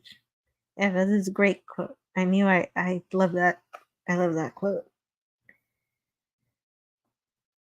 I knew it when I heard it. I just should have trusted myself. And hello, welcome to the panel, Tony Hey, from buddy. Iron. Hey. Give me one moment. Still adjusting my machine here. Machine spirit's waking up. There we go. There we go. Oh, there you are. Hey, you have appeared. I have manifested. I have been observed, and therefore can no longer be something that cannot be considered non-existent. Yes. Tony exists. Exists now on the internet. I saw on you this were live stream. flying solo. I woke up late. I had made note to come here, but I didn't go to bed till like 7 or 8 in the morning. Oh my god, that's I'm late. rattling my nickel in my tin can over everything going on right now. No, I know what you're talking about. I'm just a fortunate enough kind of person that I can still continue those functions, and because I know that but I can understand people who have trouble with those functions to begin with, to have this trauma happen is it will make that more difficult. It's gonna be hard for me to go on the air later on tonight. It was tough for me too. You can do it. Clobby wants you to. He wants you to have a good time. He wants you to have fun. He wants you to continue. And I know this because I was there at the official memorial on the Clobberin Times channel, and Maddie's daddy was saying exactly that. And I've heard it from Clobby too. Yeah. But I'm I know here. it's not gonna be Eugene easy. Bird, yeah, I saw your note. Looking at Eugene Bird's note. Observer outside of the universe to create this one and keep this one in existence. Well, that, my friend, doesn't require science. That requires a little bit of faith. And that is the faith in the one who is behind the universe, the one, the true. So I'm just waking up. I'm sorry. Hold on. Don't worry about it. I'm glad you're here. I'm trying to get my show face on. I appreciate your voice, and I know you don't I don't know how you feel about it, but I like hearing from you first and foremost. Your true self is what's important to me. Burger414 says, just saw a preview for Clobbering Times on 6/27, June 27th. Is that the first continuing episode or something he pre-planned? Those episodes, Clobby always pre-plans a week out in advance. So those were episodes that he pre-planned that he was going to do, and the dates on them have just been changed to go out 2 weeks into the future. But the official word is that the channel is paused. It's on pause until further notice is the official word.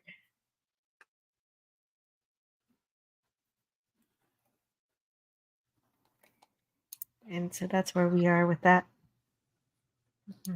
Clobby show.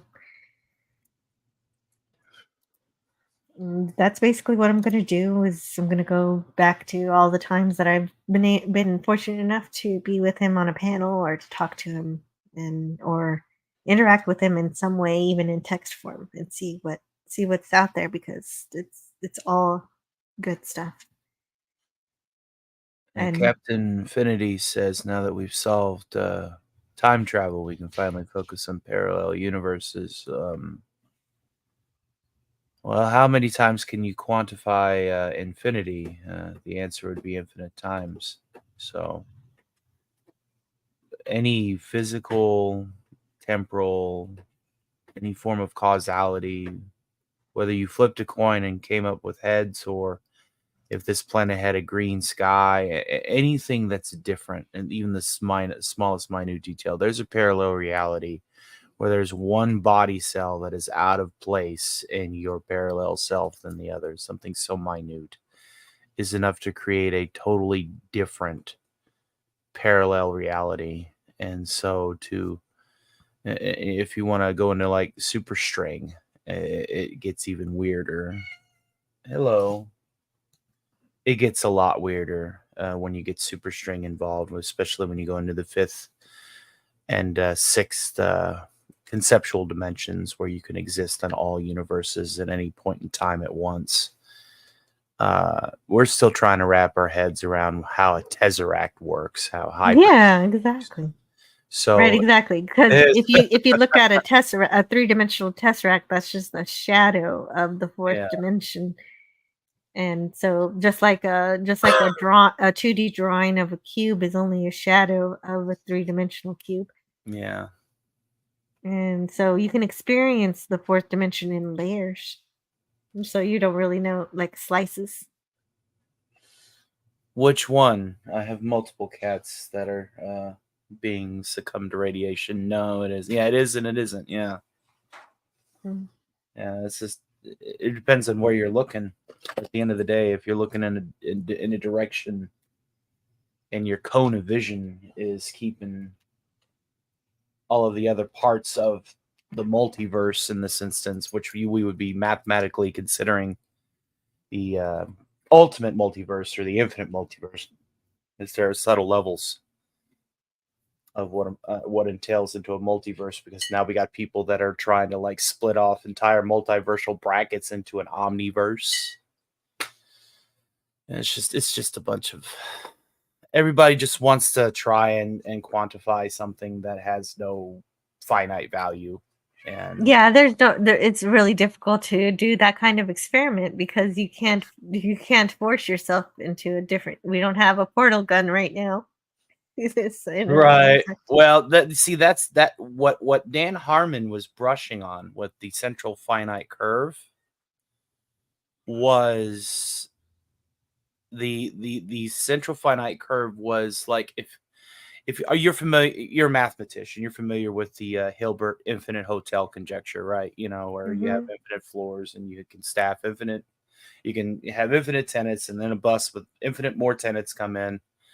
And you know, you can also book those infinite tenants. So yeah, it's a great way to learn discrete math. Yes. Yeah, that's so, like, whenever you're doing a finite curve of the multiverse, you can say, okay, well, this floor of the Infinite Hotel, right, has Rick being the most intelligent being in the universe. That is the one constant that is defining this particular floor of the hotel. And so this hotel is still going to have a floor that is infinite in size, because there will be infinite realities where Rick is the most intelligent being in the multiverse. And this is, also scraping into the omniverse concepts, where you can bracket multiverses and their collective ultimate infinite values with a constant, with something that hasn't changed, which is something that defines that universe. So you take the elevator to the 1300th floor, and that's the floor of the infinite universe where Rick is the most intelligent being. And that's what they were doing with the central finite curve. It was still very much, in essence, an infinite multiverse. But when President Morty figured out how to break that boundary and go to the 14th floor of the Infinite Hotel, or the 12th floor of the Infinite Hotel, or any of those floors with that yellow portal gun, that was what that was supposed to represent. So they were actually scraping on those concepts, those Did they mathematics. ever go back to that? I stopped watching Rick and Morty. Yeah. Did they ever go back to that story after season 3 or whatever? I forget. President Morty shows up and he one-ups Rick in a series of trials set on by Rick Prime, the one who killed Rick C-137's Diane. And it was a very canon heavy episode, but I thought it was just kind of silly that quote evil Morty end quote had to be the one to basically just go, oh my god, you guys are so useless at dealing with yourselves, let me help you. And so he, for lack of the better word, girl bosses. Yeah, a girl bosses the scenario, and then Rick has his moment with Rick Prime, and despite everything, he just beats the living shit out of Rick Prime until he's dead, because Rick Prime's just there taunting him, going, "You're just gonna turn into me. You're just gonna be me." It was just like a bunch of like, I don't know. That doesn't sound that great. Yeah, Rick and Morty. It's established that Rick is a nihilist and whatnot, and and we get that, but you're trying to like double down on the nihilism to the point where you're supposed to feel emotionally sorry for somebody who lets entire universes become Cronenbergs. But that was a good episode. Like it was kind of an accident. I mean, because Morty got the flu. Yeah, Morty got the flu, and apparently he's like, I guess this virus is this strain is foolproof unless, I don't know, I'm going to attach like one of the most commonly benign diseases out there to it to make it unstable. Which is supposed to exemplify the fact that Rick, while being the center of the universe and being the most intelligent, is still a fucking drunk, Yeah, and he still makes mistakes. Cosmic scale. Oh my god. That was terrible for everybody on Earth in that reality. They all became Cronenberg thing monsters. Yeah, and then I don't want to. Yeah, that's a whole thing with Rick and Morty. Thank you for explaining all that.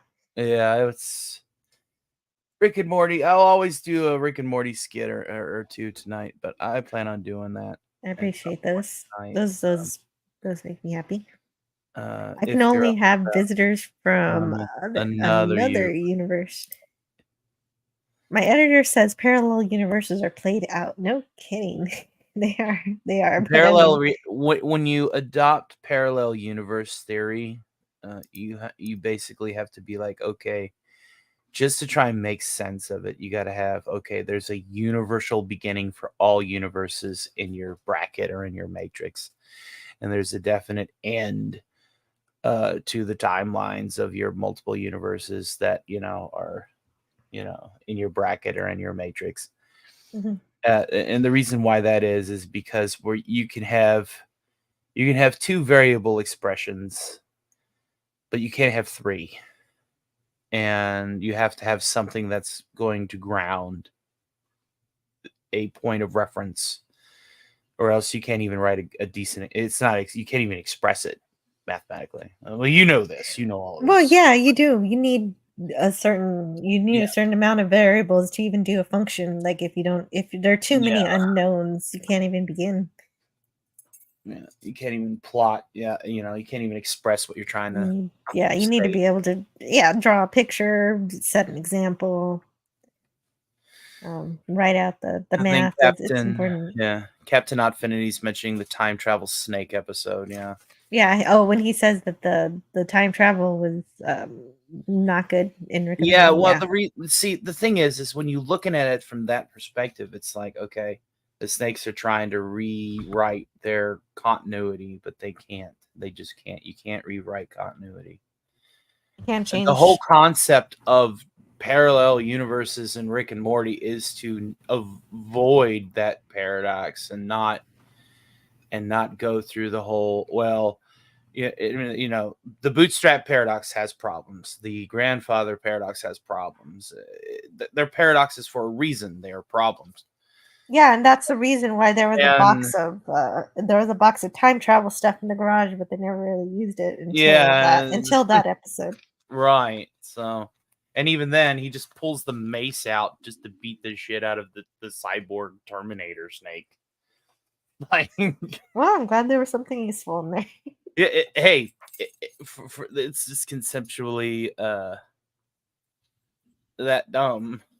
Like, if you're gonna have a show about parallel realities, time travel is not necessary in your point. I think so. That makes sense. James Guthrie says, my dad found a book on causation once and read it to me. And we both laughed and laughed. We couldn't understand a word of it, even though he was a voracious reader.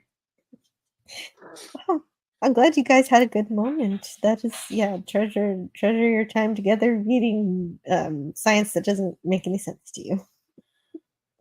The parallel reality, you can take it a step further. This is something that I've been shaking my nickel in my tin can about for a little bit. It's like, in this day and age, you look at Loki, look at that shit show. Whenever they were talking about trying to funnel infinite amount of universes through anything that was not infinite, that little fucking loom or sieve or whatever it was, I knew by episode 2 of season 2 that thing was going to explode. Because you cannot quantify infinity. They were trying to quantify infinity. The entire concept of that episode was to quantify infinity. And then they go a step further and go, well, this is a 5th dimensional space, but we're still going to have moments of 4th dimensional interaction without everybody knowing that there's 4th dimensional interaction happening in a 5th dimensional space. It's, for lack of a better word, that's retarded. Yeah, so it's getting not so good nowadays. If you can't listen, time travel is something that not everybody can get, and it's okay, because now we have multiverse, and now everybody wants to oversaturate multiverse. But now we're getting to the point where people can't understand that. Well, yeah, but multiverses are just sometimes just an excuse to retcon stuff. Yes, it's a crutch. It is a crutch. It's a crutch. So that people can avoid the hard science and the science fiction. It's a crutch. But what happens when people can't even understand how to use their crutch correctly? It's like, okay, this is a handicap ramp. Let me go and grab my pogo stick. No, you need a wheelchair. No, I need a pogo stick. Well, you could use a pogo stick, but stick with what you know. Yeah. Now I'm waking up. The best part of waking up is not giving a fuck. Folgers for when you don't want to give a fuck. Oh my god. Well, welcome. See, 2005 just got home from work. Can you start over? No, you'll have to listen on the replay. I was kind of a mess at the beginning, but I got it together. And I had some friends. I did have other people on to talk. Well, so when I woke up, it was good to talk to them. You were pulling a goofy. You were sitting in the boat, all alone. Oh, yeah, I was all alone. But I had some friends. They were popping in and out for this live stream. But yes, Like putting your head in a particle accelerator. Yeah, that'll scramble your eggs real good, James Caserta. Oh, Yes. that's not a good idea. No, that'll toss your salad and scramble your eggs, literally. Okay. Yikes. Yeah, no, I don't want to be I do appreciate the experiments that they do, but I don't want to be a part of one. Eugene Bird says it's known that a compactified dimension cannot be any bigger than 1 millimeter due to laboratory experiments measuring gravitational field dispersion, which is 1 over r squared. Oh, the 1 over r squared rule still holds. Mhm. 1 over r squared. 1r squared, the rate of gravity per space time, like because gravity isn't really a physical force anymore. It's just a mathematical expression of the curvature of space time and relative mass. They just use gravity as a means to not have to say, the relative curvature of space time to mass. Mhm. Um. Yeah. So And it changes depending on which planet you're on. exactly, time dilation, all that good stuff. The bending of light. When you bend light, you obviously will have time dilation. Yes, and that's what Einstein was studying. Mm-hmm. Tony might be the last person on Earth to get that. Rick and Morty broke Clobby's law. Oh yeah, so you did talk about that. Gotta go. Oh, Booger 414's gotta go. Catch you all later. Have a good one, buddy. Yeah, have a great day, Booger 414. I hope the snakes existed and then they didn't exist retroactively. They did so well with the parallel universe. What? There are plenty of sane people here, I think. Don't hate the problem, hate the solution. Yeah. All I right. have problems, Problem.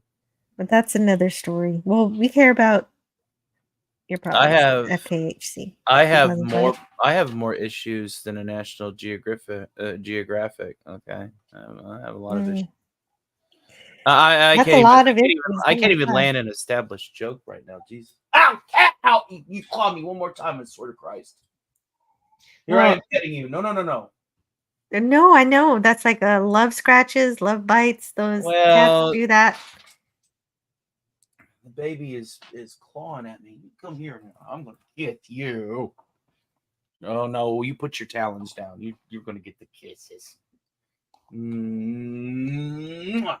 Okay. So there are 1,465 issues of National Geographic so far. And that's only up till 2014. So that doesn't even there's more than that. That we don't have a running total. That Tony Stark revealed to you his multitude of issues in his own mind was the single most important day of your lives. But for me, it was Friday. That's how the story starts. Sure. That's a good beginning. No, I was doing the Raul Julia Bison reference with that one, where he's like, the day Bison graced your little village. Well, I enjoyed it. It does sound like the start of something interesting. That's why I'm glad when I don't always get all the references, but I'm glad when people explain them to me. Well, yeah, it's like if I don't hear the chuckle, or at the very least a pity chuckle, I go, well, I must explain myself. Yeah, true. Like Kelvin timeline, yeah. It's a solution to the retcons. Yeah, and that's the only way out of it. But like somebody was saying, it's kind of like a Groundhog Day here. So I think I need to head out. I need to go do stuff. I'm hungry. Okay. Well, hopefully I picked you up a little bit. You sounded down, and oh no, I'm gonna be down for a while, and I could hear it in you too. But hopefully, but the key is that we're gonna keep going and give yeah, I gotta figure out how to put my show voice on, later on tonight after DC. I mean, I already put the stream link up. I'll go ahead and I'll put that in here in the. Oh yeah, definitely. Please tell us what you're doing this week and what's going on. I'm doing my usual schedule. That's happening. Obviously tonight I will have this link here for let's be right after Friday Night Frolics like normal. It's the 31st after party, if you can believe we've done 31 of these. So oh great, that's good. That's after good Friday Night milestone. Frolics matinee. So that's for everybody who don't sleep, can't sleep. Lord knows a lot of people aren't going to be able to sleep, given everything that's going on, and still want to continue on with the fun. I host a very similar show where I sing different songs and do different skits. That way, you all don't hear skits and songs that have been sung on repeat. It's something that's a mission statement of the matinee, but it provides variety entertainment in the same vein. And we would love to have you all come hang out. Things are very uncertain for me with my employment. They're cutting people. They're subsidizing. They're laying people off. And so I need to get my channel to 1,000 subscribers. The sooner the better. So I hope you make it soon. And your channel is growing very well, but if there's that I can understand you needing that push. So I hope you get it. It is a sub drive. Every one of these shows that I got coming out is gonna, What? I'm infected and mutating. Run. James Caserta. I promise I'll be in better form tonight. And I'm sure you will. If I can't sound better, music is the universal language. I'll Well, just you know, play the piano and sometimes, yeah, no, and sometimes all you have to do is just get out what you're feeling, get your feelings out a little bit, and that'll help. I do have a song in mind to sing in tribute. That's good. A couple actually. I'm tumbling it around in my head, and if I can learn the tune in time, I'm gonna play the song, because he would always greet me with the Tony Stark Makes You Feel theme from the 60s Iron Man. And that was the first song that I ever wrote for my channel, was a play on Tony Stark Makes You Feel, because of Clobby. Clobby was one of the first people I interacted with in a chat, right alongside Cardinal Sin and Doomcock. And so that was one of the first parody songs I put together. But I want to learn the tune on the keys as well. And every opener will have that tune, if I can say something about it, just to keep him in his memory. And I will be doing probably he hated Irish ballads though, so I can't do. No, but you know what? No, one of the last things he said to me, like whenever I was saying I had a different opinion on an episode, I was like, I really like this one, and he said, like what you like, baby cakes. So. Yeah, but I'm not about ready. But to be fair, I sometimes will sing Phil Collins to remember Cardinal Sin. So Cardinals, Gil hated Phil Collins. Hated Genesis. Matt. Yeah, I know he hated Phil Collins. That was a running joke. Maddie's daddy says, "Thank you, Jill. This was great. Have a wonderful weekend. Go hug your little girl." Yeah, that's part of why I'm trying to get out of here. Usually I end like an hour ago, but I had some extra time, and I appreciate you being here too, Tony. I'm sorry, and everyone who got no, it's fine. You were up late, and insomnia confirmed, as said in the chat. Yes, that's right, and that's something that people are going to struggle with, and I understand that is a definite part. And I'll be there supporting people in the chat where I can, if I do make it past the end of DC's show, because I'm definitely being there for Friday Night Frolics. But Whether or not I make it after that is the question. And we'll see. Well, I'll leave the link with you just in case his Okay. lordship gives the word. Oh, of course, please do. You already have the link now, but you know. So, yeah, and I'm gonna try and write another skit tonight as well. I need to actually do my errands. Need to run my errands in a little bit. Well, there you go. And so, we'll see you later, and see.